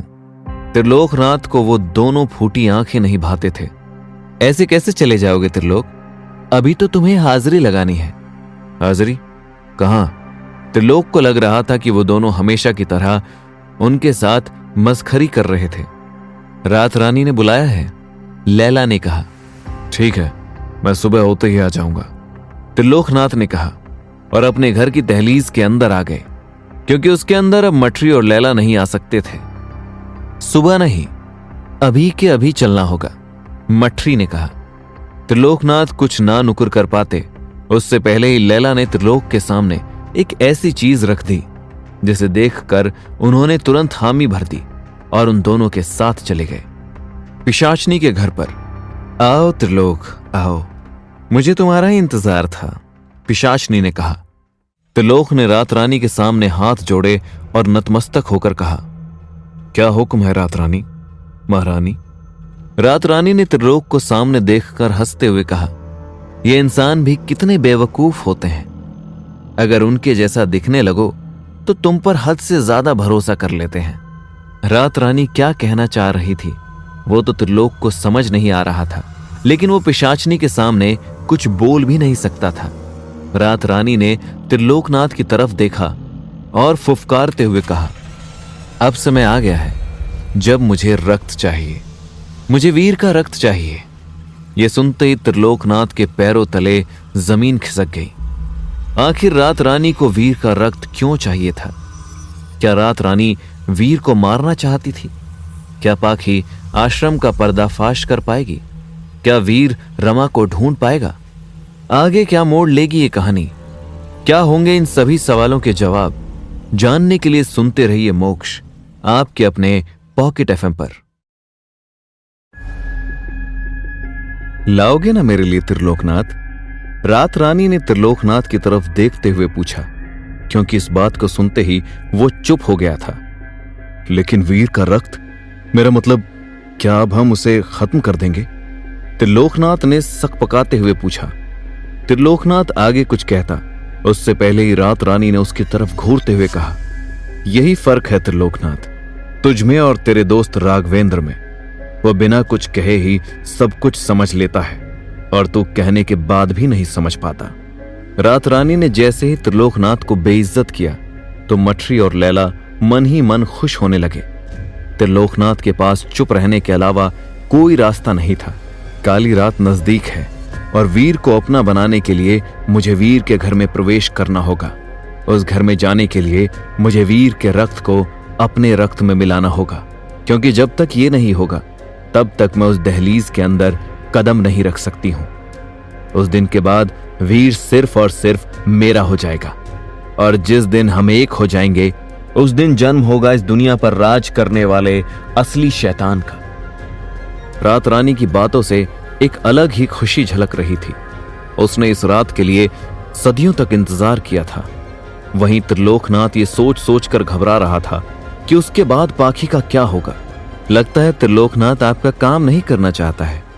मटरी ने रात रानी से कहा। मुझे भी ऐसा ही महसूस हो रहा है रात रानी। त्रिलोकनाथ की आंखों में एक अजीब सा डर दिखाई दे रहा है। लैला ने मटरी की बात को सपोर्ट करते हुए कहा, नहीं नहीं, ऐसा कुछ नहीं है रात रानी। मैं तो बस यही सोच रहा था कि उसके बाद तो वीर पाखी के साथ रह सकता है ना। त्रिलोकनाथ ने पूछा, तेरी बेटी की जान की कीमत वीर है। जब तक वीर मेरे साथ है तेरी बेटी सलामत है त्रिलोकनाथ। रात रानी ने इतना कहा और अंदर वाले कमरे में चली गई। त्रिलोकनाथ कुछ देर वहीं खड़ा रहा। उसने जिस रात रानी से इतने सालों तक वफादारी की थी, आज उसी ने त्रिलोकनाथ को असमंजस में डाल दिया। रात रानी अपना फैसला सुना चुकी है। अच्छा होगा कि तुम जाओ और जल्द से जल्द रक्त लेकर आओ, वरना तो तुम जानते ही हो कि तुम्हारे साथ क्या क्या हो सकता है। मटरी ने त्रिलोकनाथ से कहा। हाँ त्रिलोक, मटरी ठीक कह रहा है। तुम्हारे पास टाइम बहुत कम है। अच्छा होगा कि इस काम को जल्द से जल्द पूरा कर लो। तुम्हें इतना तो याद है ना कि हम दोनों तुम्हारे घर के बाहर ही बैठे हैं, लैला ने कहा। त्रिलोकनाथ ने इन दोनों की बात का कोई जवाब नहीं दिया और सीधा अपने घर आ गया। मटरी और लैला रात रानी के पास चले गए। वहीं दूसरी तरफ वीर जैसे ही घर आया, उसने झांक कर अपनी मां के रूम में देखा तो पीहू ने अपनी शक्तियों से सावित्री देवी को सुला दिया था। वीर ने चैन की सांस ली और अपने रूम में आ गया। बड़ी, कुछ पता चला? पीहू ने वीर से पूछा। नहीं पीहू, अभी कुछ पता नहीं चला। पीहू को वीर की बातों से कुछ अजीब लग रहा था। उसे वीर के अंदर से किसी और शैतानी शक्ति की बू आ रही थी। बड़ी, कुछ हुआ है क्या? पीहू ने वीर से जानने की कोशिश की।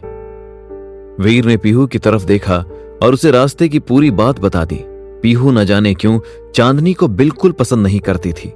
बड़ी, पता नहीं क्यों, लेकिन मुझे ये पीहू कुछ कहने ही वाली थी कि वीर ने उसकी बात को बीच में काटते हुए कहा, पीहू मैं बहुत ज्यादा थक गया हूं और कुछ देर आराम करना चाहता हूं। कुछ देर तुम भी आराम कर लो पीहू। वीर ने इतना कहा और वॉशरूम में फ्रेशन अप होने के लिए चला गया। पीहू वीर के इस बदले मिजाज का कारण नहीं समझ पा रही थी, लेकिन उसे इतना तो समझ आ गया था कि कुछ ना कुछ गड़बड़ तो जरूर थी। उसने खुद से कहा, मुझे इस चांदनी के बारे में पता लगाना होगा कि आखिर ये है कौन। पीहू ने इतना कहा और वो भी वीर की मां के रूम में आ गई। कुछ देर बाद वीर भी अपने बेड पर आकर सो गया। वो जैसे ही आंखें बंद कर रहा था, उसे बार बार चांदनी ही दिखाई दे रही थी। उसे समझ नहीं आ रहा था कि उसके साथ ऐसा क्यों हो रहा था, क्योंकि वो तो पाखी से प्यार करता था। पाखी, मुझे माफ करना, आज के बाद मैं कभी ऐसा कुछ नहीं करूंगा, उसने खुद से कहा और फिर जैसे तैसे सो गया। सुबह के 4 बजे वीर की नींद खुली। उसे बार बार ऐसा लग रहा था जैसे त्रिलोकनाथ उसे बुला रहे थे। काफी देर बाद वो उठा और उसकी मां के जागने से पहले और पीहू को बिना बताए त्रिलोकनाथ के घर पहुंच गया। मटरी और लैला ने दूर से वीर को आते हुए देख लिया था। वीर ने तंत्र कक्ष का दरवाजा खटखटाया तो त्रिलोकनाथ पहले से ही वहां साधना कर रहे थे। आओ वीर, अंदर आओ। प्रणाम गुरुजी। आयुष्मान भव, यशस्वी भव। त्रिलोकनाथ ने वीर को आशीर्वाद दिया। वीर, तुम इतनी सुबह यहां, सब कुछ ठीक तो है ना? त्रिलोकनाथ ने जानबूझकर वीर से यह सवाल पूछा क्योंकि वो जानते थे कि उन्होंने और रात रानी ने ही तंत्र से वीर की मनोस्थिति ऐसी कर दी थी कि वीर को यहां आना पड़ा। गुरुजी, पिछले कई दिनों से जिंदगी में सब कुछ उलट पुलट हो गया है और इस सब से बाहर आने के लिए मुझे आपकी जरूरत है। वीर, मैं सब जानता हूं कि तुम्हारी जिंदगी में अभी क्या चल रहा है। मैं जानता हूं कि तुम्हारे घर से रमा गायब हो गई है। मैं जानता हूं कि आजकल तुम्हारी जिंदगी में किसी नई लड़की का आगमन हुआ है, त्रिलोकनाथ ने कहा। वीर ने जैसे ही उनकी बातें सुनी तो वो हैरान रह गया। त्रिलोकनाथ को उसकी जिंदगी की हर एक बात पता थी। गुरुजी, मैं जानता था कि आपके पास आते ही मेरी सभी परेशानियों का हल मिल जाएगा। मैं क्या करूं गुरुजी, आपने मुझे आज तक बहुत संभाला है। अगर मेरे पिता आज यहां होते तो उन्हें ऐसे जिम्मेदार दोस्त पर नाज होता। वीर त्रिलोकनाथ से बहुत ज्यादा प्रभावित था। उसे लग रहा था कि उसकी जिंदगी में अभी तक जो भी अच्छा हुआ था वो सिर्फ और सिर्फ उनकी वजह से हुआ था। त्रिलोकनाथ ने एक भस्म ली और उससे वीर के माथे पर तिलक करते हुए कहा, मैंने नहीं, बल्कि तंत्र ने तुम्हें चुना था। तुमने जिन जिन आत्माओं को मोक्ष दिलवाया है, यह उन्हीं का आशीर्वाद है। वीर हाथ जोड़कर अपने गुरु के सामने बैठा था। वो अपने मन की हर एक बात उसके सामने प्रकट कर रहा था। वो अपने गुरु के लिए बहुत ज्यादा ग्रेटफुल था। उसने कहा, गुरुजी, मुझे रास्ता दिखाइए कि अब मुझे आगे क्या करना चाहिए। रमा दीदी कहाँ है? मेरे पिता का सच क्या है? क्या मैं इन सभी सवालों के जवाब जान पाऊंगा? वीर की उत्सुकता बढ़ती जा रही थी। उसे समझ नहीं आ रहा था कि वो जो भी कर रहा था वो ठीक भी था या नहीं। वीर, अब तुम लक्ष्य के करीब हो और जल्द ही तुम्हें अपने सभी सवालों के जवाब मिलने वाले हैं। अब तुम्हें गुरु के मार्गदर्शन की जरूरत नहीं है। तुमने खुद इतनी शक्तियां अर्जित कर ली हैं कि तुम खुद अपने दम पर हर मुश्किल को आसान बना सकते हो। लेकिन उससे पहले एक गुरु होने के नाते मुझे तुमसे गुरु दक्षिणा लेनी होगी। वीर को याद था कि जब उसने इस तंत्र विद्या में कदम रखा था, तभी त्रिलोकनाथ ने उससे कहा था कि एक दिन वो उससे गुरु दक्षिणा जरूर लेंगे। गुरुजी, मैं तैयार हूं। आप जो मांगना चाहते हैं मैं हंसते हुए दे दूंगा। ठीक है वीर, तो तुम्हें अपने रक्त की आहुति देनी होगी, त्रिलोकनाथ ने वीर से कहा। वीर ने सामने पड़ा चाकू उठाया और हथेली के बीचों बीच चीरा लगाकर सामने पड़ी कटोरी में अपने रक्त की आहुति दी। वीर, अब तुम्हें मुझसे एक वादा करना होगा कि आज के बाद तुम बाकी की जिंदगी से बहुत दूर चले जाओगे। त्रिलोकनाथ जानते थे कि रात रानी अब वीर को नहीं छोड़ने वाली थी। वो चाहते थे कि अगर वीर खुद पाखी को मना कर देगा तो पाखी कुछ दिन बाद खुद ही संभल जाएगी। वीर ने जैसे ही ये बात सुनी तो पहले तो वो दंग रह गया, लेकिन वो इस बात से मुकर नहीं सकता था। इसलिए उसने कहा, गुरुजी, अगर आपकी यही इच्छा है तो आज के बाद मैं ना तो पाखी से बात करूंगा और ना ही उसे अपनी शक्ल दिखाऊंगा। वीर और त्रिलोकनाथ ने साथ में गुरु दक्षिणा की साधना पूरी की। त्रिलोकनाथ ने वीर को आशीर्वाद दिया और आगे के लिए कुछ ऐसी बातें भी बताई जिनसे वीर को बहुत क्लैरिटी मिली। वीर ने उन्हें नमन किया और अपने घर चला गया। उसके जाते ही त्रिलोकनाथ रात रानी के घर गया और उस कटोरी को उसके सामने रख दिया। रात रानी वीर का रक्त देखकर बहुत ज्यादा खुश हुई। उसने त्रिलोकनाथ को शाबाशी देते हुए कहा, इस रक्त के बदले मैंने तेरी बेटी की जान बख्शी। यह सुनते ही त्रिलोकनाथ की सांस में सांस आई। वो बस इतना ही चाहता था कि पाखी को कुछ ना हो। रात रानी ने मटरी और लैला से कहा, जाओ मेरा लाल जोड़ा लेकर आओ। रात रानी ने दुल्हन का लाल जोड़ा पहना और फिर अपनी हथेली के बीचों बीच चीरा लगाकर वीर के रक्त में खुद के रक्त को मिला दिया। बाकी बचे रक्त को रात रानी ने घूंट भरकर एक बार में पी लिया। अब मुझे कोई नहीं रोक सकता, शैतान का जन्म होकर रहेगा, रात रानी ने कहा। तभी मेंढक, मटरी और लैला रात रानी की तरफ देखते हुए नारे लगाने लगे, रात रानी का राज है, शैतान का साम्राज्य रहे। रात रानी का राज रहे, शैतान का साम्राज्य रहे। रात रानी उन दोनों को देख देख कर अंदर ही अंदर बहुत ज्यादा खुश हो रही थी। उसने अपना दायां हाथ उठाकर उन दोनों को शांत करवाया और त्रिलोकनाथ को आगे क्या क्या करना है वो समझाया। वहीं दूसरी तरफ रात रानी ने जब वीर के रक्त को अपने रक्त में मिलाया था, तब से वीर के मन में चांदनी के लिए प्यार उमड़ने लगा। कुछ देर पहले वो पाखी के लिए दुखी था, लेकिन अब तो वो भूल ही गया था कि चांदनी के अलावा उसकी जिंदगी में कोई और भी था। वीर ऑफिस जाने के लिए रेडी हो रहा था। वहीं पीहू रमा की खोज करने के लिए बाहर गई थी। वीर, जल्दी आकर नाश्ता कर ले। सावित्री देवी ने वीर को सुबह नाश्ते के लिए बुलाया। वीर जैसे ही बाहर आया तो वो सरप्राइज्ड हो गया, क्योंकि चांदनी भी वहां किचन में सावित्री देवी की मदद करवा रही थी। देखना वीर, ये चांदनी तो मान ही नहीं रही है। मैंने इसे नाश्ते पर बुलाया, लेकिन इसने तो मुझे ही मेरे घर में मेहमान बना दिया। और देख, अपने घर से ये तेरी फेवरेट खीर भी बनाकर लाई है, सावित्री देवी ने वीर से कहा। चांदनी वीर को देखकर बहुत ज्यादा शर्माने लगी। आंटी, आप भी ना कुछ ज्यादा ही तारीफ करते हो, चांदनी ने कहा। खुशबू तो बहुत अच्छी आ रही है मां, टेस्ट करके बताता हूं कि सब कुछ कैसा बना है। वीर ने खाना शुरू किया तो उसे मजा ही आ गया। चांदनी ने सबका मूड बदल दिया था और सभी कई दिनों बाद खुश थे। वीर ने जैसे ही खीर खाई तो उसके अंदर कुछ अलग सा हुआ। चांदनी ने उस खीर पर वशीकरण किया था। अब सावित्री देवी और वीर उसकी बातों को टाल नहीं पा रहे थे। तभी अचानक डोरबेल बजी और एक पंडित अंदर आए। पंडित जी, आपको मैंने पहले तो इस जगह कभी नहीं देखा। सावित्री देवी ने पूछा। यह पंडित और कोई नहीं बल्कि त्रिलोकनाथ का भेजा हुआ बहरूपिया था। हाँ बेटी, मैं हिमालय से आया हूं। आज यहां से गुजर रहा था तो भोजन की खुशबू आई तो मैं चला आया, पंडित ने कहा। तभी चांदनी उनके लिए खाने की थाल परोस कर लाई। बेटी, इतनी सुशील बहू है तेरी, तभी तो तेरे घर में बरकत है। इस लड़की के चेहरे पर जो तेज है वो लाखों में किसी एक के चेहरे पर होता है। ये तेरे घर को स्वर्ग बना देगी। तेरे बेटे के लिए इससे अच्छी लड़की कभी नहीं मिल सकती है। चांदनी और वीर शर्माने लगे। वहीं सावित्री देवी भी बहुत ज्यादा खुश थी। पंडित जी, लेकिन हमने तो इस बारे में कुछ सोचा नहीं है, सावित्री देवी ने कहा। सोचा नहीं है तो सोच बेटी। मैं तुझे जुबान देता हूं कि अगर तेरे बेटे की शादी इस लड़की से नहीं हुई तो तेरे घर में एक और जनहानि होगी। पंडित ने इतना कहा और थाली का भोजन अपने झोले में डालकर चला गया। क्या सावित्री देवी वीर की शादी चांदनी से करवा देगी? क्या वीर पाखी को भूल जाएगा? आगे क्या मोड़ लेगी ये कहानी? क्या होंगे इन सभी सवालों के जवाब? जानने के लिए सुनते रहिए मोक्ष, आपके अपने पॉकेट एफएम पर। पंडित के जाते ही सावित्री देवी वीर और चांदनी की तरफ देखने लगी। चांदनी तो बहुत ज्यादा शर्मा रही थी। वहीं वीर के चेहरे पर भी खुशी झलक रही थी। वीर, तो बात आगे बढ़ाऊं? सावित्री देवी ने वीर की तरफ देखते हुए कहा। वीर ने ईशा के जाने के बाद सावित्री देवी को यह बात कभी नहीं बताई थी कि वो पाखी को पसंद करता था।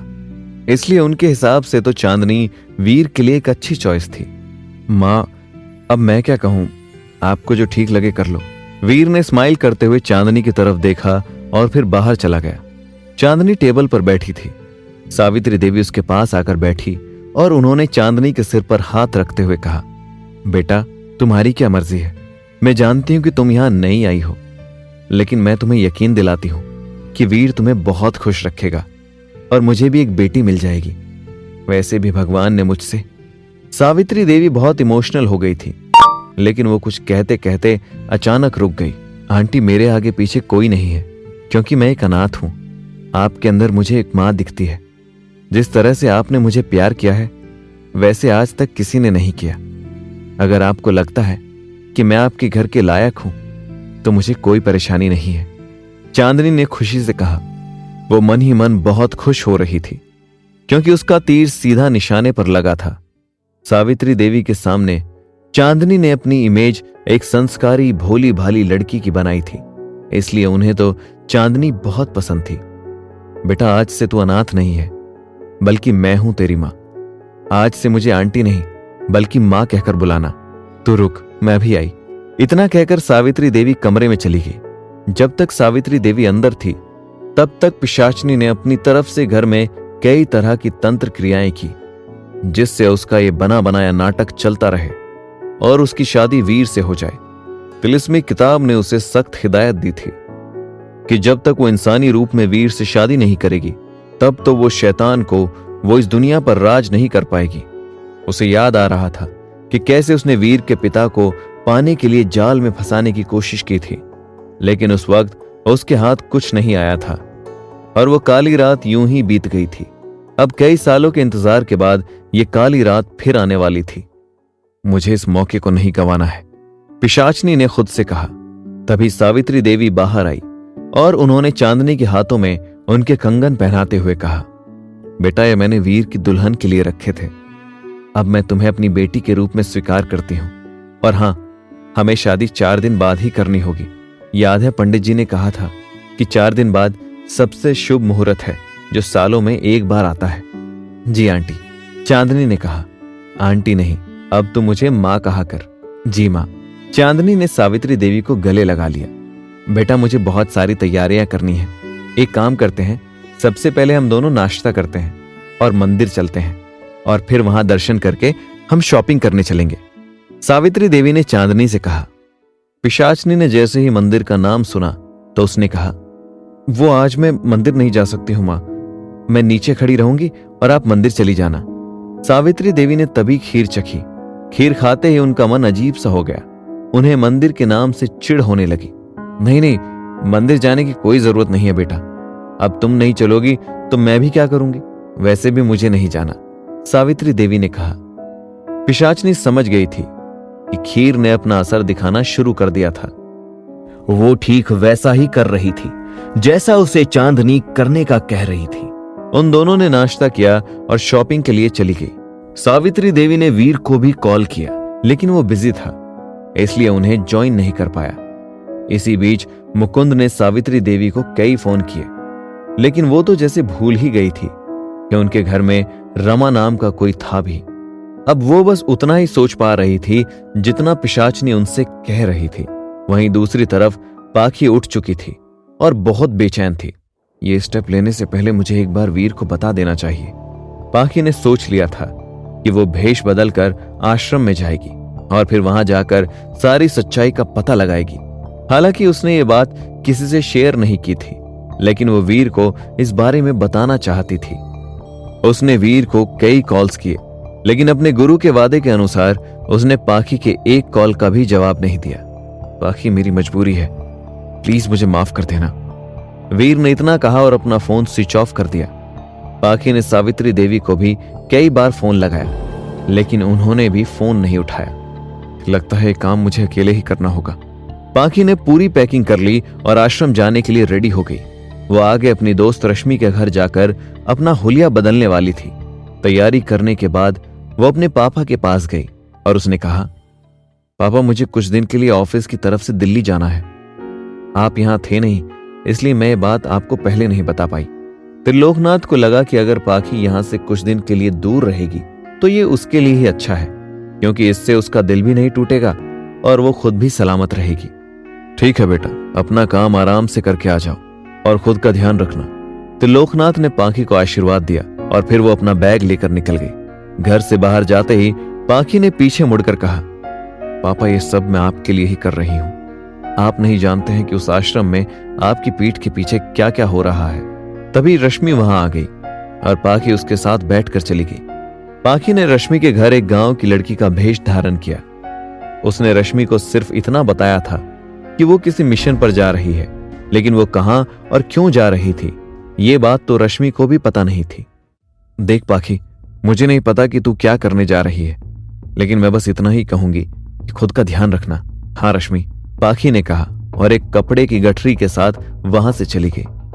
पाखी ने घूंघट ओढ़ा हुआ था और जंगल के रास्ते वो आश्रम की तरफ जाने लगी। वहीं आश्रम में शोभा मां ने कुछ लड़कियों को अच्छे से रेडी करवा दिया था।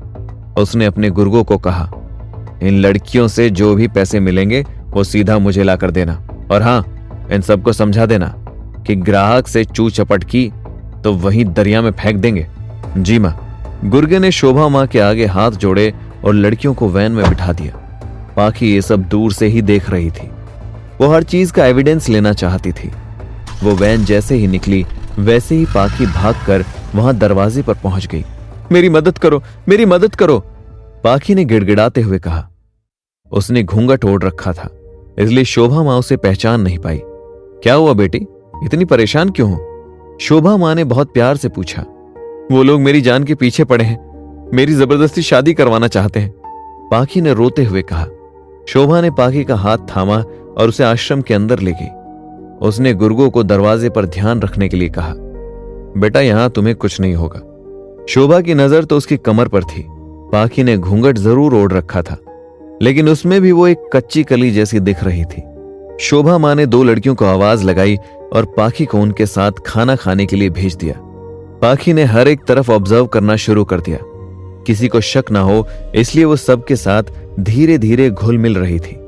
एक दिन बाद वीर के घर पर शादी की तैयारियां चल रही थी। वीर ने भी आज छुट्टी ली थी और अपनी मां का काम में हाथ बटा रहा था। तभी सावित्री देवी को एक फोन आया और वो किसी काम से चांदनी के साथ बाहर चली गई। वीर सफाई करते हुए उस कमरे में पहुंच गया जिसे उसकी मां ने बचपन में हमेशा बंद ही रखा था।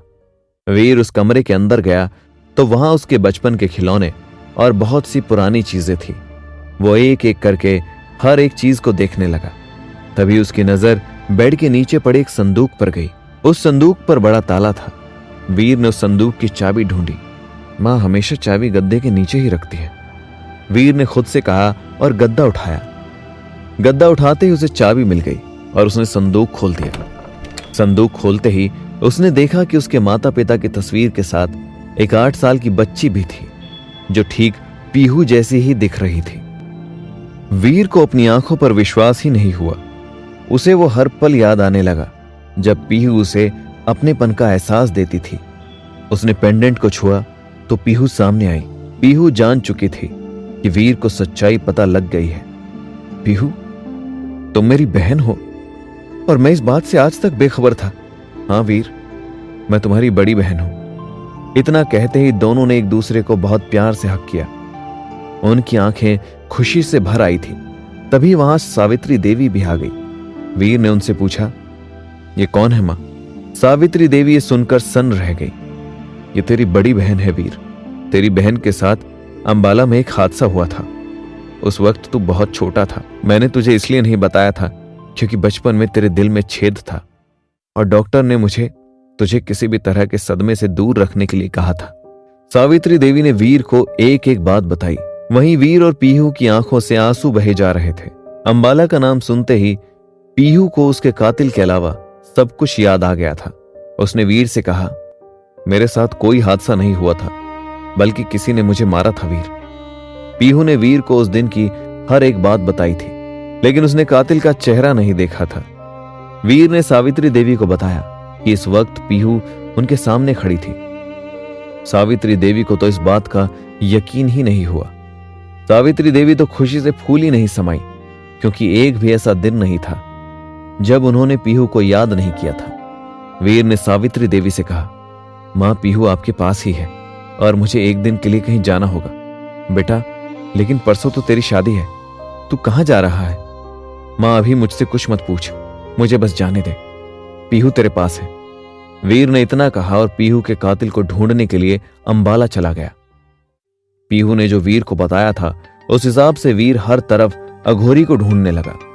अंबाला से कुछ किलोमीटर दूर कुरुक्षेत्र की सीमा में उस अघोरी की गुफा थी। वीर जैसे ही वहां गया तो उसने वीर से कहा, आ गए तुम वीर, तुमने आने में बहुत देर कर दी। वीर ने उन्हें प्रणाम किया और पूछा, कौन है मेरी बहन का कातिल? आज से कई साल पहले तुम्हारे पिता यहां मेरे पास तप करने आए थे। उस घोर तपस्या से मैंने उन्हें एक किताब दी थी जिसमें इस दुनिया के सभी तिलिस्मी राज कैद हैं। अगर वो किताब किसी गलत आदमी के हाथ लग जाए तो वो पूरी दुनिया को नष्ट कर सकता है। उस किताब के साथ भी ठीक वैसा ही हुआ। उस किताब को पाते ही कुछ लोग तुम्हारे पिता की जान के पीछे लग गए। उन्होंने धोखे से तुम्हारे पिता की किताब तो हथिया ली, लेकिन उसे खोल नहीं पाए। उस किताब को खोलने के लिए तुम्हारे वंश से किसी बच्चे की बलि चाहिए थी। उस बलि को साकार करने के लिए तुम्हारे किसी करीबी ने तुम्हारी मां और बहन को तुम्हारे पिता का झांसा देकर यहां बुलाया और उसकी बलि दे दी। यह सुनते ही वीर अंदर ही अंदर तड़पने लगा। कौन है पापी जिसने मेरी मासूम बहन के साथ ऐसा किया? वीर ने पूछा। आखिर वो कौन था जिसने पीहू को मारा था? ये तिलिस्मी किताब अब कहां थी? क्या वीर अपनी बहन के कातिल को पकड़ पाएगा? क्या वीर शादी कर पाएगा? आगे क्या मोड़ लेगी ये कहानी? इन सभी सवालों के जवाब जानने के लिए सुनते रहिए मोक्ष, आपके अपने पॉकेट एफएम पर। कौन था वो? मुझे साफ साफ बताइए, वीर ने अघोरी से बेचैन होते हुए पूछा। तभी अघोरी ने याद करते हुए कहा, मुझे ठीक से तो याद नहीं, लेकिन हाँ, त्रिलोक नाम था शायद उसका। त्रिलोकनाथ का नाम सुनकर वीर के पैरों के नीचे से जमीन निकल गई। उसके हाथ पैर बिल्कुल ठंडे पड़ गए और उसे हर वो पल याद आने लगा जब उसने त्रिलोकनाथ को अपना गुरु मानकर उसकी बात मानी थी, जब उसने उसके कहने पर तंत्र की दुनिया में कदम रखा था, जब उसने उसके कहने पर उसे यति का रक्त ला कर दिया था। वीर अपने दिमाग में हर डॉट को जोड़ने लगा और उसने खुद से कहा, नहीं, ये मेरे साथ नहीं हो सकता। तू इतना बेवकूफ कैसे हो सकता है वीर? एक राक्षस को तू अपना गुरु बना बैठा। सारी बातें सोच सोच कर वीर का दिमाग फटने लगा और वह जोर से चीखते हुए बोला, नहीं, ये नहीं हो सकता। वीर को इस तरह से रिएक्ट करते देख सामने खड़ा अघोरी हंसने लगा और बोला, जो होना था वो तो हो चुका, लेकिन जो होने वाला है उसे रोक ले। अभी भी सब कुछ तेरी आंखों के सामने है। लेकिन तू नादान अभी कुछ समझ नहीं पा रहा है। वीर ने अघोरी की बातों को बहुत ध्यान से सुना और बोला, आप कहना क्या चाहते हैं? प्लीज मुझे साफ साफ बता दीजिए। साफ साफ बताने वाला तो सिर्फ एक है, और वो है परमात्मा। मैं तो एक मामूली इंसान हूं, लेकिन तुझे एक चेतावनी जरूर दूंगा। आने वाला वक्त तेरे लिए बहुत कठिन होगा, इसलिए फूंक फूंक कर कदम रखना। कोई है जो तेरे खिलाफ षड्यंत्र रच रहा है, कोई है जो तेरी दुनिया बर्बाद कर देगा। इतना कहते हुए अघोरी हंसकर वहां से चला गया। वहीं वीर खुद से कहने लगा, वो और कोई नहीं बल्कि मेरा अपना गुरु त्रिलोकनाथ है, जिसे मैं अच्छे से पहचान चुका हूं, और अब उसे अपने कर्मों की सजा भुगतनी होगी। दूसरी तरफ आश्रम में पाखी आश्रम की लड़कियों के साथ घुलने मिलने की कोशिश कर रही थी। तभी उसकी नजर किचन में बैठी संजना पर पड़ी, जो चुपचाप प्याज काट रही थी। तभी पाखी उसकी मदद करने के बहाने उसके पास जाकर बैठ गई और बोली, सुनो, मुझे पहचानते हो? मैं पाखी हूं। तुम आई थी ना उस दिन मेरे घर मेरे पापा की मदद लेने, याद आया? पाखी की बात सुनकर संजना ने ना में सिर हिलाया और उठकर किचन से जाने लगी। तभी पाखी ने उसका हाथ पकड़ लिया और बोली, सुनो, मेरी बात समझो। मैं तुम्हारी मदद करने के लिए आई हूं।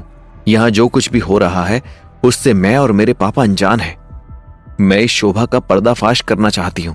संजना ने पाखी की बातों पर कोई ध्यान नहीं दिया और तेजी से भागते हुए अपने कमरे की तरफ चली गई।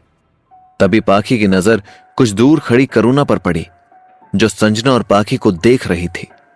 पाखी करुणा के पास गई और अपना घूंघट उठाते हुए बोली, आप तो संजना की मां है ना आंटी जी, आप अपनी बेटी के साथ गलत होते हुए कैसे देख सकते हैं? बताइए मुझे, क्या चल रहा है यहां? मैं आप लोगों की मदद करूंगी। पाखी की बातों पर करुणा मुस्कुराते हुए बोली, हम जिस दलदल में फंसे हैं उससे हमें कोई बाहर नहीं निकाल सकता। चली जाओ यहां से, यही तुम्हारे लिए बेहतर होगा। नहीं तो तुम्हारे सामने एक ऐसी सच्चाई आ जाएगी जिसे तुम बर्दाश्त नहीं कर पाओगी। आप कहना क्या चाहती हैं? मैं कुछ समझी नहीं। सच जानना चाहती हो ना, और समझना चाहती हो कि मैं क्या कह रही हूं? तो ठीक है, कुछ दिन इंतजार करो। तुम्हारे साथ भी वही होगा जो मेरी संजना और इस आश्रम में मौजूद हर लड़की के साथ हुआ है, और फिर तुम्हें इस आश्रम की काली सच्चाई पता चल जाएगी। करुणा की बात सुनने के बाद पाखी काफी देर तक सोचती रही। वहीं दूसरी तरफ शोभा अपने कमरे में आराम से बैठी थी और आश्रम की एक लड़की उसके पैर दबा रही थी। तभी शोभा के नंबर पर त्रिलोकनाथ का फोन आने लगा। त्रिलोक का फोन देखकर शोभा अपने बिस्तर से उठ खड़ी हुई और बोली, कैसे हैं आप बाबा जी? आज मुझे कैसे याद कर लिया? तुम्हें नहीं याद किया है, काम से फोन किया है। यह बताओ कि उन लोगों ने जितनी लड़कियां मंगवाई थी वो गई या नहीं? अरे हाँ बाबा जी, वो काम तो कब का हो गया। उन आदमियों ने जिसको सेलेक्ट किया था मैंने उन सभी को भेज दिया है। इस बार काफी मोटी रकम आएगी हमारे पास। शोभा की बातें सुनकर त्रिलोकनाथ खुश हो गया। तभी उसे कुछ याद आया और वो बोला, तुम्हारा काम अभी खत्म नहीं हुआ है, अभी 8 लड़कियों की और जरूरत है। कोशिश करो कि उन लोगों को उनमें से कोई पसंद आ जाए, नहीं तो हमें फिर से नई लड़कियां ढूंढनी पड़ेंगी। ठीक है बाबा जी, वैसे भी अब बाकी लड़कियां दिखने में सुंदर नहीं है, उसमें मेरा क्या कसूर है। लेकिन हाँ, आपके लिए गुड न्यूज है, आप सुनेंगे तो मुझे जरूर इनाम देंगे। कैसी गुड न्यूज? जल्दी बोलो, बातें घुमाने की कोशिश मत करो। आश्रम में एक नई कच्ची कली आई है, बहुत कम उम्र की है। आप कहें तो उसे भी भेज दूं, या तो फिर उसे आपके लिए। इससे पहले कि शोभा अपनी बात को पूरी करती, त्रिलोकनाथ तुरंत बोला, नहीं, उसे भेजने की कोई जरूरत नहीं है। पहले उसे मैं चखूंगा, तभी वो और किसी के पास जाएगी। और क्या हुआ उस संजना का? उसे किसी ने पसंद नहीं किया? नहीं बाबा जी, ठीक ठाक तो दिखती है, लेकिन किसी भी आदमी ने उस पर भाव नहीं दिया। कोई बात नहीं, कभी ना कभी तो उसका भी नंबर आएगा। शोभा की बातें सुनने के बाद त्रिलोकनाथ ने उससे कहा, अब तुमने मुझे इतनी बड़ी खबर दे ही दी है तो मैं ज्यादा दिन तक सब्र नहीं कर पाऊंगा। तैयार करो अपनी उस कच्ची कली को, मैं आज रात आश्रम आ रहा हूं। त्रिलोकनाथ की बातें सुनकर शोभा ने हां में सिर हिलाया और जल्दी से फोन काट दिया। वहीं दूसरी तरफ जब वीर अंबाला से वापस आया तो उसे कुछ भी समझ नहीं आ रहा था। उसे ऐसा लग रहा था जैसे उसकी पूरी दुनिया ही एक झूठ हो। वीर एकदम खामोश अपने कमरे में बैठा था। तभी सावित्री उसके पास आई और बोली, क्या हो गया वीर, तू इतना खामोश क्यों बैठा है? तुझे तो खुश होना चाहिए, कल शादी है तेरी। लेकिन माँ, क्या तुम्हें ये सब ठीक लग रहा है? इतनी जल्दी में शादी करना, क्या कहेंगे लोग हमारे बारे में? अभी तक तो रमा भी नहीं मिली है, कम से कम उसके मिलने तक का तो इंतजार कर लो। मुझे पता है वीर, लेकिन तू जानता है ना मैं ये सब कुछ क्यों कर रही हूं? तेरे लिए, तेरी सुरक्षा के लिए। तुझसे बढ़कर मेरे लिए कुछ भी नहीं है। और रही बात रमा की, मुझे भगवान पर पूरा भरोसा है, वो जरूर मिल जाएगी। ठीक है मां, तुम्हें जो ठीक लगता है करो। जब शादी करनी होगी मुझे बता देना, मैं मंडप में आकर बैठ जाऊंगा। इतना कहते हुए वीर चुप हो गया। वहीं सावित्री देवी दुखी मन से अपने बेटे की शादी की तैयारी करने चली गई। तभी वीर के पास पीहू आ गई। अपने सामने पीहू को देखकर वीर ने उसे गले से लगा लिया और फूट फूट कर रोने लगा। वीर की यह हालत देखकर पीहू ने पूछा, सच सच बताओ भैया, तुम इतना परेशान क्यों हो? तुम अंबाला गए थे ना, क्या हुआ वहां पर? तुम्हें मेरे कातिलों का पता लग गया क्या? पीहू के इस सवाल पर वीर 2 मिनट के लिए ठहर गया, लेकिन फिर हिम्मत जुटाते हुए बोला, हां पीहू, मुझे पता चल गया है कि तुम्हें किसने मारा था। किसने मारा था भैया? तुम्हें मेरी कसम, मुझे सच सच बता दो, मैं उस इंसान को जिंदा नहीं छोड़ूंगी। नहीं, तुम इसके साथ कुछ नहीं करोगी। वादा करो मुझसे, तभी मैं तुम्हें पूरी सच्चाई बताऊंगा, क्योंकि उससे बदला लेना मेरा फर्ज है। उसे अपने एक एक पाप का बदला चुकाना होगा। उसे मैं आसान मौत नहीं देना चाहता। वीर की इस बात पर पीहू ने कहा, ठीक है, मैं तुमसे वादा करती हूं, मैं उसके साथ कुछ नहीं करूंगी। अब बताओ मुझे, किसने मारा था मुझे? तुम्हें मारने वाला कोई और नहीं, मेरा गुरु, मेरे पिता का सबसे अच्छा दोस्त त्रिलोकनाथ था। त्रिलोकनाथ का नाम सुनकर पीहू की आंखों में खून उतर आया और उसे सब कुछ याद आने लगा कि कैसे त्रिलोकनाथ उसे बहाने से ले गया और उसने उसकी बलि चढ़ा दी। तभी पीहू ने कहा, इसी वजह से वो मुझे आपसे दूर करना चाहता था भैया, ताकि आप मेरे कातिल तक कभी ना पहुंच पाओ। उसने बहुत बेवकूफ बनाया है मुझे और मेरे परिवार को। लेकिन अब बस, आपको हम सबका बदला लेना होगा। तुम ठीक कह रही हो पीहू। इतना कहते हुए वीर ने अपनी बहन का हाथ थाम लिया और उसकी आंखों में बदले की आग दिखने लगी। आश्रम में शोभा थाली में बैठी खाना खा रही थी। तभी उसके मुंह में एक बाल आ गया। बाल आते ही शोभा ने खाना मुंह से थूक दिया और चिल्लाते हुए बोली, आज का खाना किसने बनाया रे? तभी एक लड़की किचन से बाहर आई और डरते हुए बोली, मैंने बनाया है शोभा मां, कोई गलती हो गई है क्या? गलती? मुझसे पहले बता देती तो तुझे जहर लाकर दे देती। वही मिलाकर खिला दे मुझे। शोभा उस लड़की को डांट ही रही थी। इतने में आश्रम के अंदर त्रिलोकनाथ आ गया। त्रिलोकनाथ को अपने सामने देखकर शोभा हड़बड़ा गई और बोली, बाबा जी, इस वक्त आप यहां? हाँ, मैंने कहा तो था कि मैं आज आ रहा हूं। तुम भूल गई क्या? नहीं नहीं, मैं कुछ नहीं भूली हूं। मुझे लगा कि आप ऐसे ही कह रहे होंगे। आप कहां इतनी जल्दी जल्दी दर्शन देते हैं? ज्यादा बातें घुमाने की कोशिश मत करो शोभा। तुम जानती हो कि मैं यहां क्यों आया हूं। आप जाओ और जाकर मेरे लिए इंतजाम करो। इतना कहते हुए त्रिलोकनाथ अपने कक्ष में चला गया और शोभा जल्दी से अपने हाथ धोकर अपने पर्स से एक दवाई निकाल लाई और आश्रम में मौजूद एक लड़की को बुलाते हुए बोली, सुन अदिति, जा और जाकर इस दवाई को वो जो नई लड़की आई है ना, उसके खाने में मिला दे। शोभा की बात पर अदिति ने डरते हुए कहा, लेकिन शोभा मां, वो नई लड़की तो खाना खा चुकी है। अरे खाना खा चुकी है तो कुछ मीठा खिला दे उसे। जा, किचन में रसगुल्ले रखे हैं, सब लड़कियों में रसगुल्ले बांट दे और ये दवाई उस लड़की के रसगुल्ले में मिला देना। और खबरदार, अगर किसी को कुछ भी पता चला। शोभा की बात मानकर अदिति तुरंत रसगुल्ले लेकर लड़कियों के पास पहुंच गई। वहीं कुछ दूरी पर खड़ी करुणा सारी बातें सुन रही थी। जब अदिति सबके पास रसगुल्ला लेकर पहुंची तो पाखी ने रसगुल्ला खाने से साफ मना कर दिया और बोली, नहीं दीदी, मैं मीठा नहीं खाती। तभी कुछ दूर खड़ी करुणा ने उसे इशारा किया और उसने रसगुल्ला ले लिया। अदिति के जाते ही करुणा ने पाखी की कटोरी बदल दी और बोली, इस रसगुल्ले को खा ले और सबके सामने ऐसे दिखाना जैसे तुझे इसे खाते ही चक्कर आ रहे हो। करुणा की बातें पाखी को बिल्कुल समझ नहीं आई। तभी पाखी ने कहा, आप ये सब कुछ क्यों करवा रही हो? चाहती क्या हो आप मुझसे? मैं तुमसे कुछ नहीं चाहती हूं। तुम्हें इस आश्रम का सच जानना है ना, तो जितना कह रही हूं उतना करो। तुम्हें सारा सच अपने आप पता चल जाएगा। करुणा की इस बात को मानते हुए पाखी ने उसका दिया हुआ रसगुल्ला खा लिया और कुछ दूर खड़ी अदिति ने जाकर शोभा से कहा, उस लड़की ने रसगुल्ला खा लिया है शोभा मां। यह सुनकर शोभा खुश हो गई और खुद से बोली, ये हुई ना बात। आज उस लड़की को पता चलेगा कि इस आश्रम में किसी को भी मुफ्त में जगह नहीं मिलती, यहां रहने की कीमत देनी पड़ती है। कुछ देर बाद रसगुल्ला खाने के बाद पाखी चक्कर खाने की एक्टिंग करने लगी और अपने आसपास मौजूद सभी लड़कियों से बोली, मेरा सर घूम रहा है, ऐसा लग रहा है कि मुझे डॉक्टर के पास जाना होगा। तभी शोभा वहां पर आ गई और बोली, तुम्हें डॉक्टर की जरूरत नहीं है बेटा, आओ मेरे साथ चलो, हमारे पास हमारे वैद्य जी हैं ना, वो तुम्हें ठीक कर देंगे।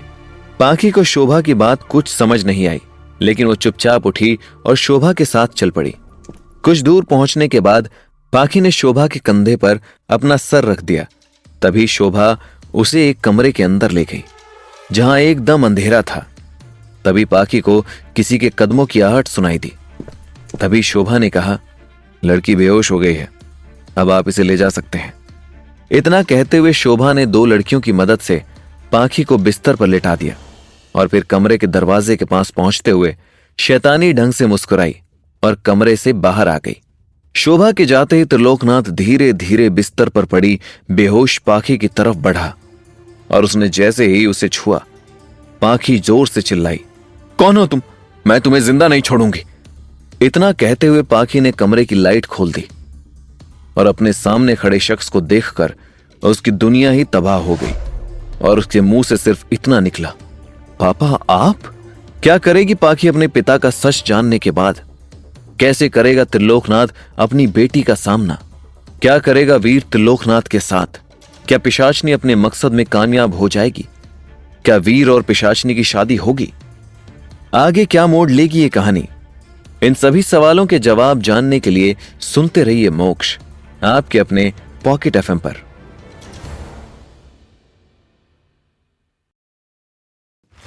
पाखी को अपने सामने देखकर त्रिलोकनाथ के पैरों के नीचे से जमीन निकल गई और उसके मुंह से सिर्फ दो शब्द निकले, पाखी तुम यहां?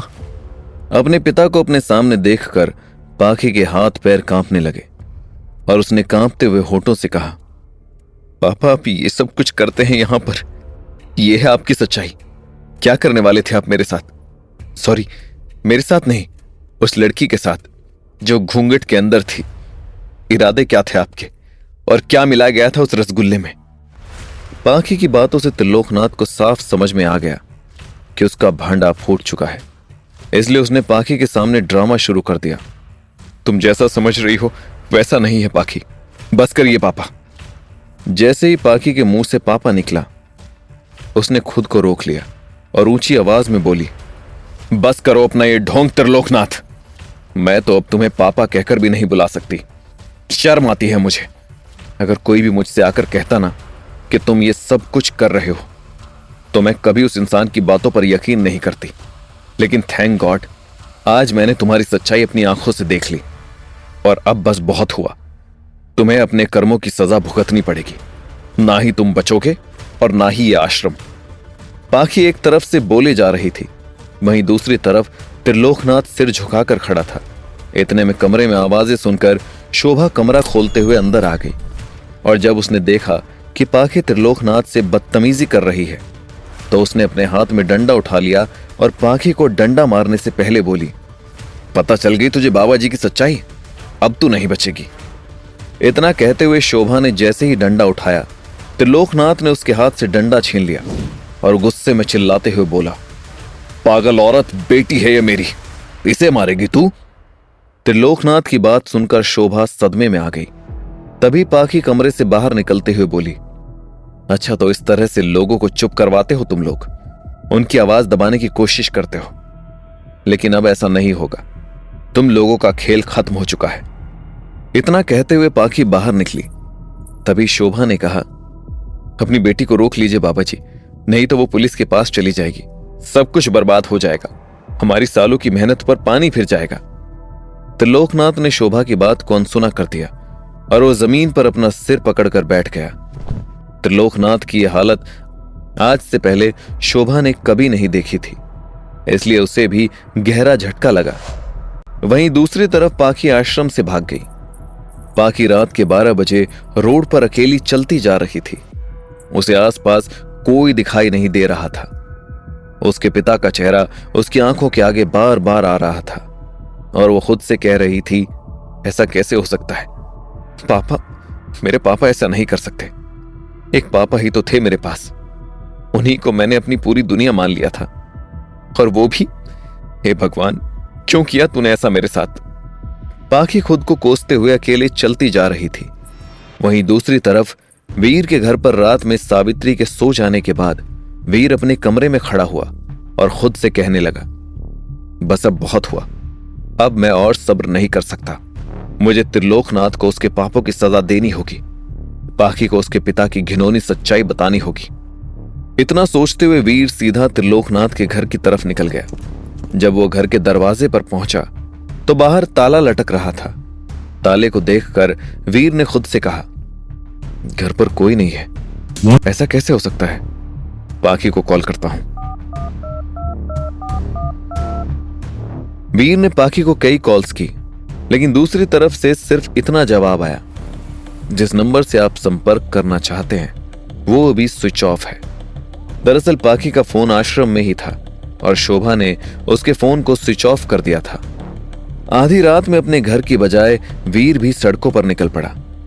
पिछले कुछ समय से उसने त्रिलोकनाथ के कहने पर जो कुछ भी किया था, वीर उन सब पर पछता रहा था। तभी पीहू उसके पास आ गई और बोली, तुम परेशान मत हो भैया, सब कुछ ठीक हो जाएगा। धीरे धीरे आधी रात बीत गई।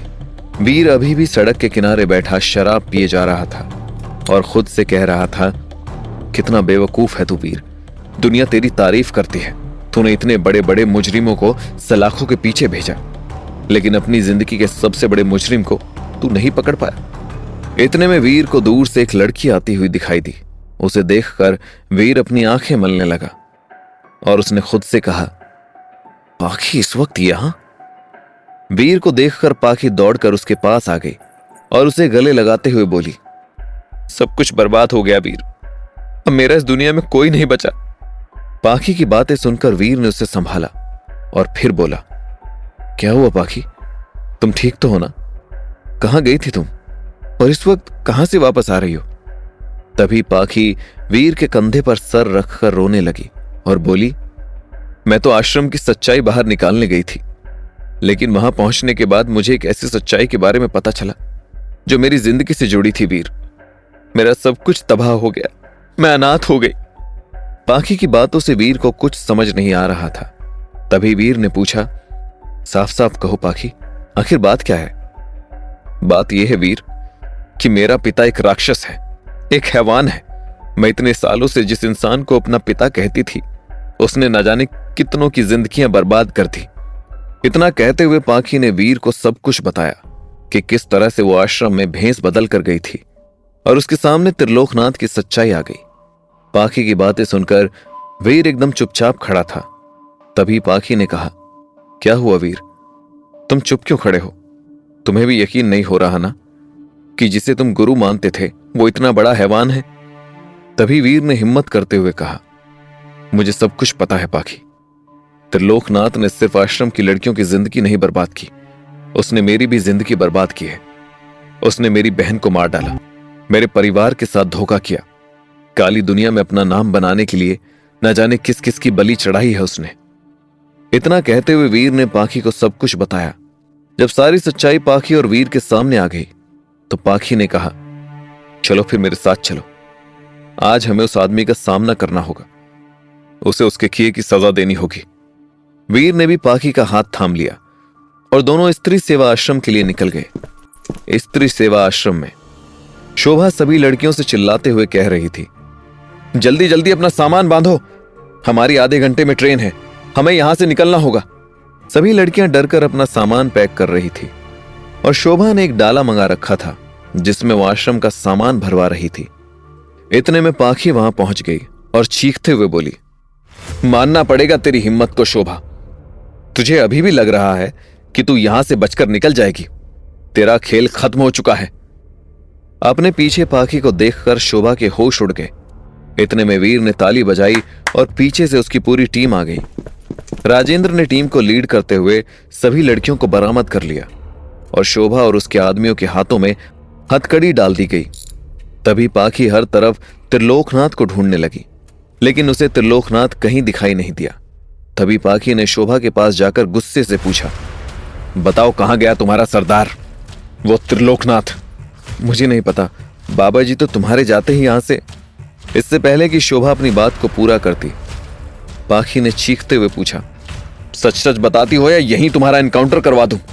तो अपना केस लड़ने का मौका भी नहीं मिलेगा तुम्हें। तभी शोभा ने फिर से कहा, मुझे कुछ नहीं पता, तुम्हारे जाते ही बाबा जी जल्दी से यहां से चले गए। तभी वीर बीच में आ गया और अपनी बंदूक शोभा के कनपट्टी पर तानते हुए बोला, बताती है कि त्रिलोक कहां है या तुझे यहीं मार दूं। बंदूक देखकर शोभा कांपने लगी और बोली, बताती हूं, सब बताती हूं। पाखी के जाने के बाद बाबा जी को गहरा सदमा लगा था, लेकिन तभी वो अपना सामान बांधने लगे। मैंने जब उनसे पूछा कि वो कहां जा रहे हैं तो उन्होंने बस मुझसे इतना कहा, मैं यहां से अंबाला की तरफ जा रहा हूं और अब कुछ साल वहीं रहूंगा क्योंकि मैं अपनी बेटी का सामना नहीं कर सकता, लेकिन तुम्हें मेरा कारोबार संभालना होगा शोभा। इतना कहते हुए बाबा जी पूरे आश्रम की जिम्मेदारी मेरे कंधे पर छोड़कर चले गए। शोभा की बात सुनने के बाद पाखी बोलने लगी, पता था मुझे कि ऐसा ही कुछ करेंगे वो। तभी वीर ने कहा, इस औरत के साथ अपना वक्त बर्बाद मत करो पाखी, हमें त्रिलोक को ढूंढना होगा, चलो मेरे साथ। तुम ठीक कह रहे हो वीर। इतना कहकर पाखी और वीर आश्रम से बाहर आ गए। तभी वीर ने कहा, त्रिलोकनाथ ने जरूर अंबाला जाने के लिए ट्रेन पकड़ी होगी और अंबाला की ट्रेन सुबह 5 बजे निकलती है, हमें रेलवे स्टेशन चलना चाहिए। पाखी वीर के साथ सीधा रेलवे स्टेशन के लिए निकल गई। रेलवे स्टेशन पर पाखी और वीर ट्रेन के हर डब्बे में त्रिलोक को ढूंढ रहे थे। काफी देर तक त्रिलोक को ढूंढने के बाद पाखी ने वीर से कहा, मुझे नहीं लगता कि वो इस ट्रेन में है। वीर भी काफी परेशान था, लेकिन उसने पाखी से कहा, हम इतनी जल्दी हिम्मत नहीं हार सकते पाखी। त्रिलोक ने जो कुछ किया है उसके बाद वो इतनी आसानी से यहां से नहीं जा सकता।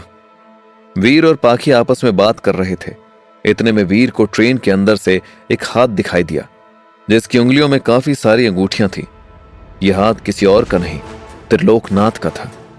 वीर ने तुरंत उसे पहचान लिया और वो तेजी से भागा। इससे पहले कि ट्रेन चलती, वीर ने त्रिलोकनाथ को पकड़ लिया। अपने सामने वीर को देखकर त्रिलोकनाथ के होश उड़ गए और वो तेजी से भागने की कोशिश करने लगा। उसने जैसे ही पीछे देखा तो उसकी बेटी पाखी खड़ी थी, जिसकी आंखों में नफरत साफ दिखाई दे रही थी। पाखी को देखकर त्रिलोकनाथ ने अपना सिर नीचे कर लिया। तभी वीर ने कहा, बस बहुत हुआ, अब और नहीं, चलो मेरे साथ। इतना कहते हुए वीर त्रिलोकनाथ का हाथ पकड़कर उसे गुस्से में बाहर ले आया और अपनी जीप में बैठाकर सीधा उसके ही घर ले गया, त्रिलोकनाथ के घर पर। वीर ने त्रिलोकनाथ को लाकर उसके ही घर में कुर्सी पर बांध दिया और फिर फोन में रिकॉर्डिंग ऑन करके बोला, चल अब जल्दी जल्दी अपना सारा गुनाह कबूल कर और बता कैसे क्या क्या किया तूने। वीर के सवाल पर त्रिलोकनाथ अपनी सफाई देने लगा और बोला, ऐसा नहीं है वीर, मैंने सब कुछ अपने लिए नहीं किया। त्रिलोकनाथ की बातों पर पाखी को गुस्सा आ गया और वो बोली, अब तो सच बोलिए, अभी भी आप ढोंग कर रहे हैं और आपको लग रहा है कि हम लोग आपकी बातों में आ जाएंगे। ऐसा नहीं होगा, कम से कम कुछ तो लाज रखिए। आज तो सच बता दीजिए, कैसे किया आपने ये सब कुछ? क्यों मारा आपने वीर की बहन पीहू को? पीहू, आपने ये सब कुछ क्यों मारा आपने वीर की बहन पीहू को? पीहू का नाम सुनकर त्रिलोकनाथ के होश उड़ गए। तभी उसने कहना शुरू किया, सब कुछ मैंने काली विद्या के जाल में आकर किया। वो मुझसे जो जो कहती गई मैं करता गया, क्योंकि भूत सवार था मुझ पर काली दुनिया का। और हां, आश्रम में जो कुछ भी हो रहा था मेरी मर्जी से हो रहा था। मुझे पैसा कमाना था, इस दुनिया और उस दुनिया दोनों पर राज करना था। इसलिए मैंने आश्रम खोला और वहां पर लड़कियों को इकट्ठा करता गया।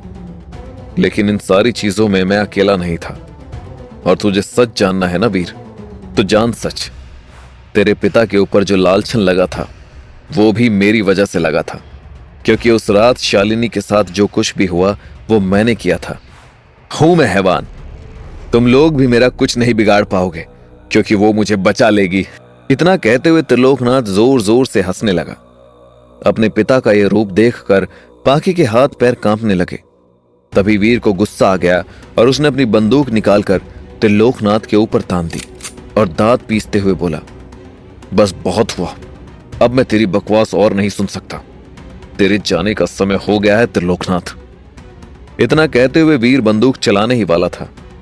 तभी वहां पर पीहू आ गई और वीर के कान में बोली, ये तुम क्या करने जा रहे हो भैया? गुस्से में गलत कदम मत उठाओ। हमें अभी उस तक पहुंचना है जिसके कहने पर इसने ये सब कुछ किया। अगर ये मर गया तो हम उस तक कभी नहीं पहुंच पाएंगे। क्या करेगा वीर? क्या वो मार देगा त्रिलोकनाथ को? यह पीहू की बात मानकर त्रिलोकनाथ से पिशाचिनी की पीहू की बात सुनकर वीर ने कहा, नहीं पीहू, मैं इसे नहीं छोड़ सकता। मेरी बात समझने की कोशिश करो भैया। वीर को इस तरह बात करते देख त्रिलोकनाथ कुछ भनक गया और बोला, अच्छा, इसका मतलब तेरी वो बहन अब तक तेरे साथ है। बहुत चालाक निकला तूने इसे नहीं बहाया। तभी वीर ने त्रिलोक से पूछा, बता, कौन है तेरे साथ? कौन है तेरी काली दुनिया का मालिक? वीर की बातों पर त्रिलोकनाथ हंसने लगा और बोला, तुझे लगता है कि तू मुझे डराएगा और मैं तुझे बता दूंगा। मुझे मौत का कोई डर नहीं, मार डाल मुझे। त्रिलोक की बातें सुनकर वीर ने अपना दिमाग चलाया और पास खड़ी पाखी की कनपट्टी पर बंदूक तान दी और बोला, ठीक है, मत बता, तुझे नहीं, अब तेरी बेटी को मारूंगा मैं। पाखी की कनपट्टी पर बंदूक देखकर त्रिलोकनाथ डर गया और बोला, पाखी को कुछ मत करना, मैं तुम्हें सब कुछ बताता हूं। मेरी मालकिन काली दुनिया की सरदार कोई और नहीं। इससे पहले कि त्रिलोकनाथ चांदनी का नाम लेता और उसके घर की खिड़की से उसे चांदनी दिखाई दी, तभी अचानक से त्रिलोकनाथ को दौरा पड़ा और उसकी आंखें बंद हो गई। ये देखकर पाखी डर गई और अपने पिता के पास आते हुए बोली, पापा, क्या हो गया आपको? वीर, देखो ना, क्या हो गया है पापा को। पाखी के कहने पर वीर त्रिलोकनाथ को सिटी हॉस्पिटल ले गया, जहां डॉक्टर ने उन लोगों से कहा, उन्हें लकवा मार गया है, अब वो कभी बोल नहीं पाएंगे और ना ही चल फिर पाएंगे। इस बात को सुनकर वीर और पाखी दोनों ही सदमे में थे। इतने में वीर के नंबर पर सावित्री का फोन आने लगा। सावित्री का फोन आते देख वीर ने फोन उठा लिया। तभी सावित्री बोली, तू रात भर से कहां गायब है वीर? तुझे पता है ना, आज तेरी शादी है। प्लीज मां, मुझे परेशान मत करो, मैं बहुत उलझा हूं। इतना कहकर वीर फोन काटने वाला था, तभी सावित्री के हाथ से चांदनी ने फोन ले लिया और बोली, वीर जी कहां हैं आप? मैं आपका इंतजार कर रही हूं। चांदनी की आवाज सुनकर वीर फिर से उसके वश में हो गया और बोला, मैं बस अभी आया चांदनी जी। तभी पाखी उसे रोकते हुए बोली, तुम कहां जा रहे हो वीर? मेरी बात तो सुनो। नहीं पाखी, अब मेरे पास वक्त नहीं है, चांदनी जी ने मुझे बुलाया है, आज मेरी शादी है। पाखी ने उसे रोकने की कोशिश भी की, लेकिन वीर ने एक बार भी पाखी की तरफ नहीं देखा और चुपचाप घर से निकल गया। वीर के जाते ही पाखी दुखी होकर अस्पताल के बाहर बैठी थी। तभी उसे एक आवाज सुनाई दी, परेशान मत हो पाखी, मैं हूं तुम्हारे साथ। इस आवाज को सुनकर पाखी इधर उधर देखने लगी। तभी पीहू बोली, मैं तुम्हें दिखाई नहीं दूंगी, लेकिन तुम मुझे सुन जरूर सकती हो। मैं वीर की बहन हूं पीहू। कुछ देर पीहू से बात करने के बाद पाखी ने पीहू से कहा, मुझे कुछ ठीक नहीं लग रहा। वो चांदनी से वीर की शादी की बात समझ नहीं आ रही है। हमें कुछ करना होगा पीहू। तुम बिल्कुल ठीक कह रही हो पाखी, कुछ तो गड़बड़ है। वो चांदनी सही लड़की नहीं है। इतने में पाखी ने पीहू से कहा, मुझे एक जगह पता है पीहू, जहां पर हमें सच्चाई का पता चल सकता है। कौन सी जगह? तभी पाखी बोली, बरगद का पेड़, जंगल। पाखी की इन बातों को सुनने के बाद पीहू और पाखी दोनों ही जंगल की तरफ निकल पड़े। दूसरी तरफ वीर के घर में शाम के समय, जहां एक तरफ वीर के दिमाग में बहुत कुछ चल रहा था, वहीं दूसरी तरफ चांदनी की आवाज सुनकर वो दौड़ा दौड़ा उसके पास आ गया था। जब वीर अपने घर पहुंचा तो उसकी मां शादी की तैयारी कर रही थी। पंडित आ चुके थे और घर में सिर्फ गिने चुने लोग थे। तभी सावित्री ने उससे कहा, जा वीर, जाकर अपनी शेरवानी पहन ले, मुहूर्त बस शुरू होने ही वाला है। तभी चांदनी ने भी कहा, माँ जी बिल्कुल सही कह रही हैं वीर जी, जाइए और जाकर शेरवानी पहन लीजिए। चांदनी के एक बार कहते ही वीर बिना कुछ सोचे समझे सीधा तैयार होने चला गया। वहीं दूसरी तरफ सावित्री ने चांदनी से कहा, जाओ बेटा, तुम भी अपना दुल्हन का जोड़ा पहन लो। मैं जानती हूं ये शादी जिन हालातों में हो रही है तुम्हें कुछ भी करने का मौका नहीं मिल रहा है, लेकिन कम से कम तुम सच सवर तो सकती हो ना। सावित्री का इतना कहते ही चांदनी कमरे के अंदर चली गई और चुटकी बजाते ही वो तिलिस्मी दुनिया में पहुंच गई। आज तिलिस्मी दुनिया में आते ही उसने शैतानी किताब खोली और बोली, आज मेरा सपना साकार होने जा रहा है। आज है वो काली रात जब मैं वीर को अपना बनाऊंगी और उसके बाद मेरी कोख से जन्मेगा इस दुनिया का सबसे शक्तिशाली शैतान का बेटा, और फिर मैं बनूंगी इंसानी दुनिया की रानी। फिर मुझे कोई भी ताकत नहीं रोक सकती। इतना कहते हुए चांदनी जोर जोर से हंसने लगी। तभी शैतानी किताब से आवाज आई, मुबारक हो रात रानी, तुम अपने मकसद में कामयाब होने वाली हो, लेकिन उससे पहले तुम्हें याद है ना, वीर से शादी करने के बाद इस किताब में लिखा आखिरी मंत्र तुम्हें पढ़ना है, तभी जन्मेगा वो बच्चा।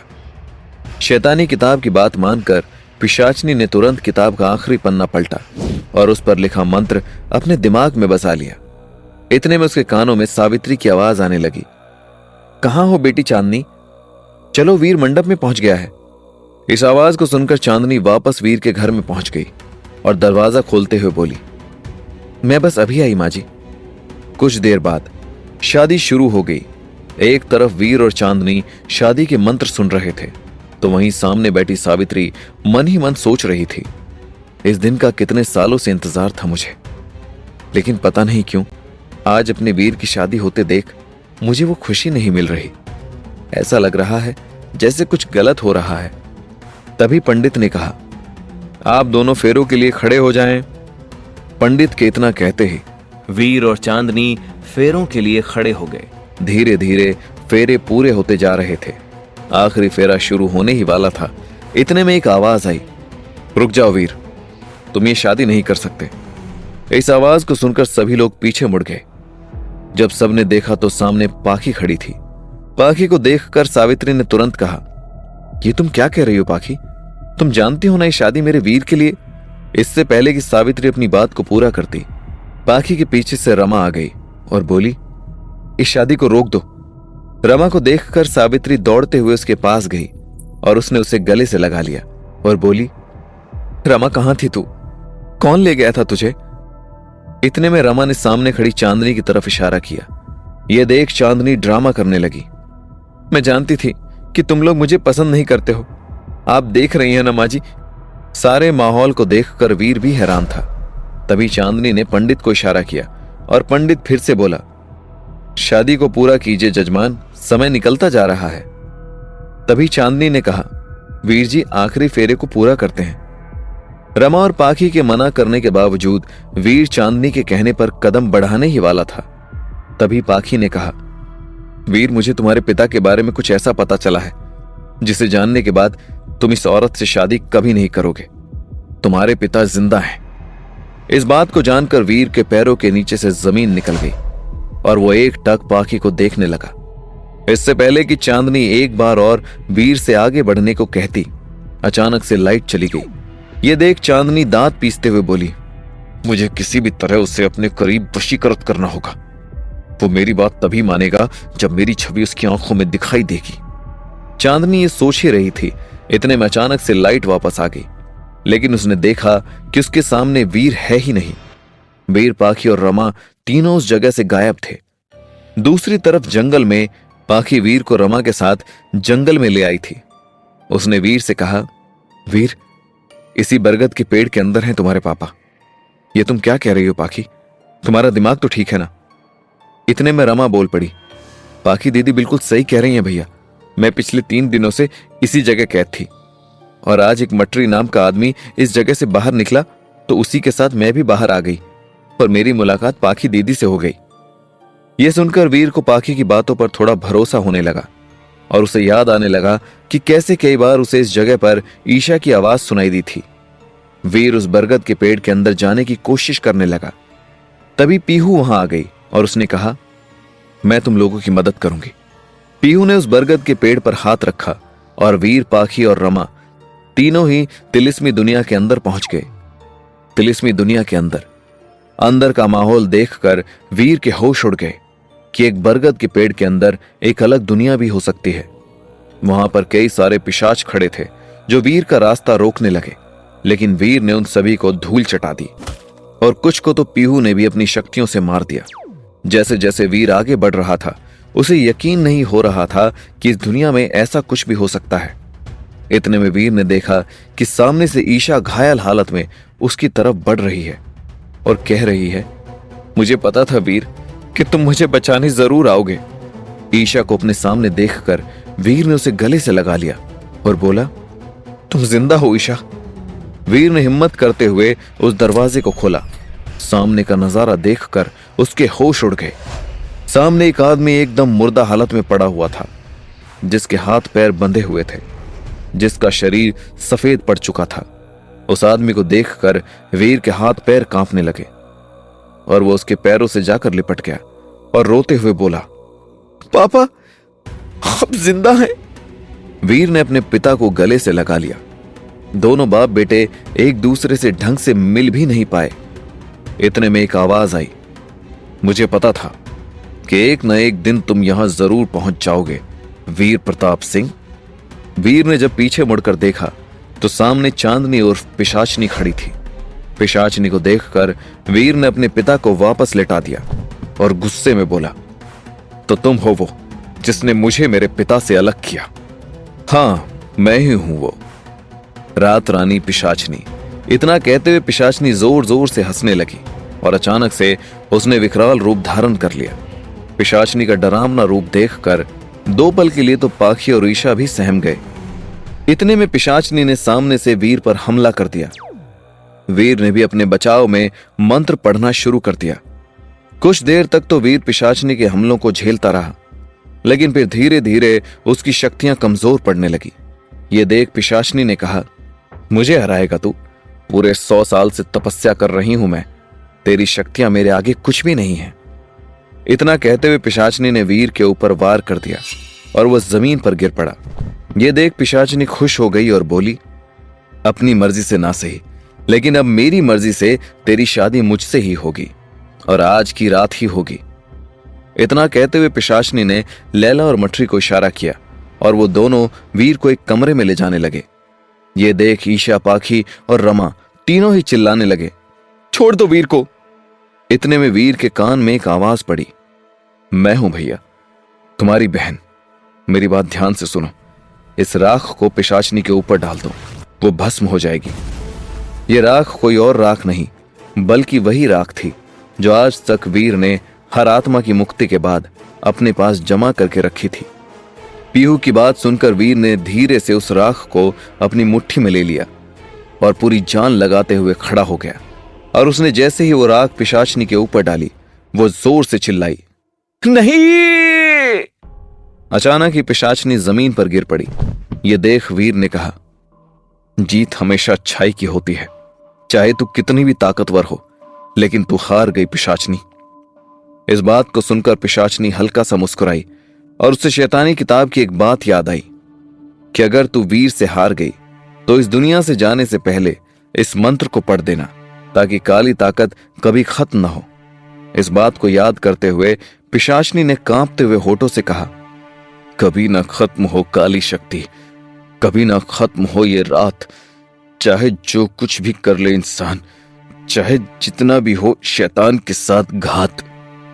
पिशाचनी के इन शब्दों से हवा ने एक अलग ही रुख ले लिया और पिशाचनी रेत के ढेले में तब्दील हो गई। वहीं दूसरी तरफ सभी पिशाच भी मुक्त हो गए। ये देख वीर ने अपनी बहन पीहू को गले से लगा लिया। तभी पीहू को भी मोक्ष मिल गया और पीहू धीरे धीरे आसमान में जाने लगी। ये देख वीर इमोशनल हो गया। उसने कहा, थैंक यू पीहू, मेरा साथ देने के लिए। तुम हमेशा मेरे साथ रहोगी। इस बात पर वीर के गले में पड़ा लॉकेट चमकने लगा। पीहू के जाने के बाद वीर ने अपने पिता को लिया और सभी लोग हंसी खुशी तिलिस्मी दुनिया से बाहर आ गए। और वीर ने कहा, अब इस दुनिया में शैतानी ताकत कभी नहीं आएगी। लेकिन वीर इस बात से अनजान था कि पिशाचनी ने जाते जाते शैतानी ताकत का एक बीज इस दुनिया में छोड़ दिया था, जो धीरे धीरे हवा में सांस ले रहा था। क्या अब कोई नया शैतान जन्म लेगा इस दुनिया में? कैसे करेगा वीर उस नए शैतान का सामना? अपनी जिंदगी में किसे चुनेगा वीर, पाखी को या ईशा को? ये थी मोक्ष के सीजन 1 की कहानी। फिर मिलते हैं इसके अगले सीजन में। तब तक सुनते रहिए मोक्ष, आपके अपने पॉकेट एफएम पर।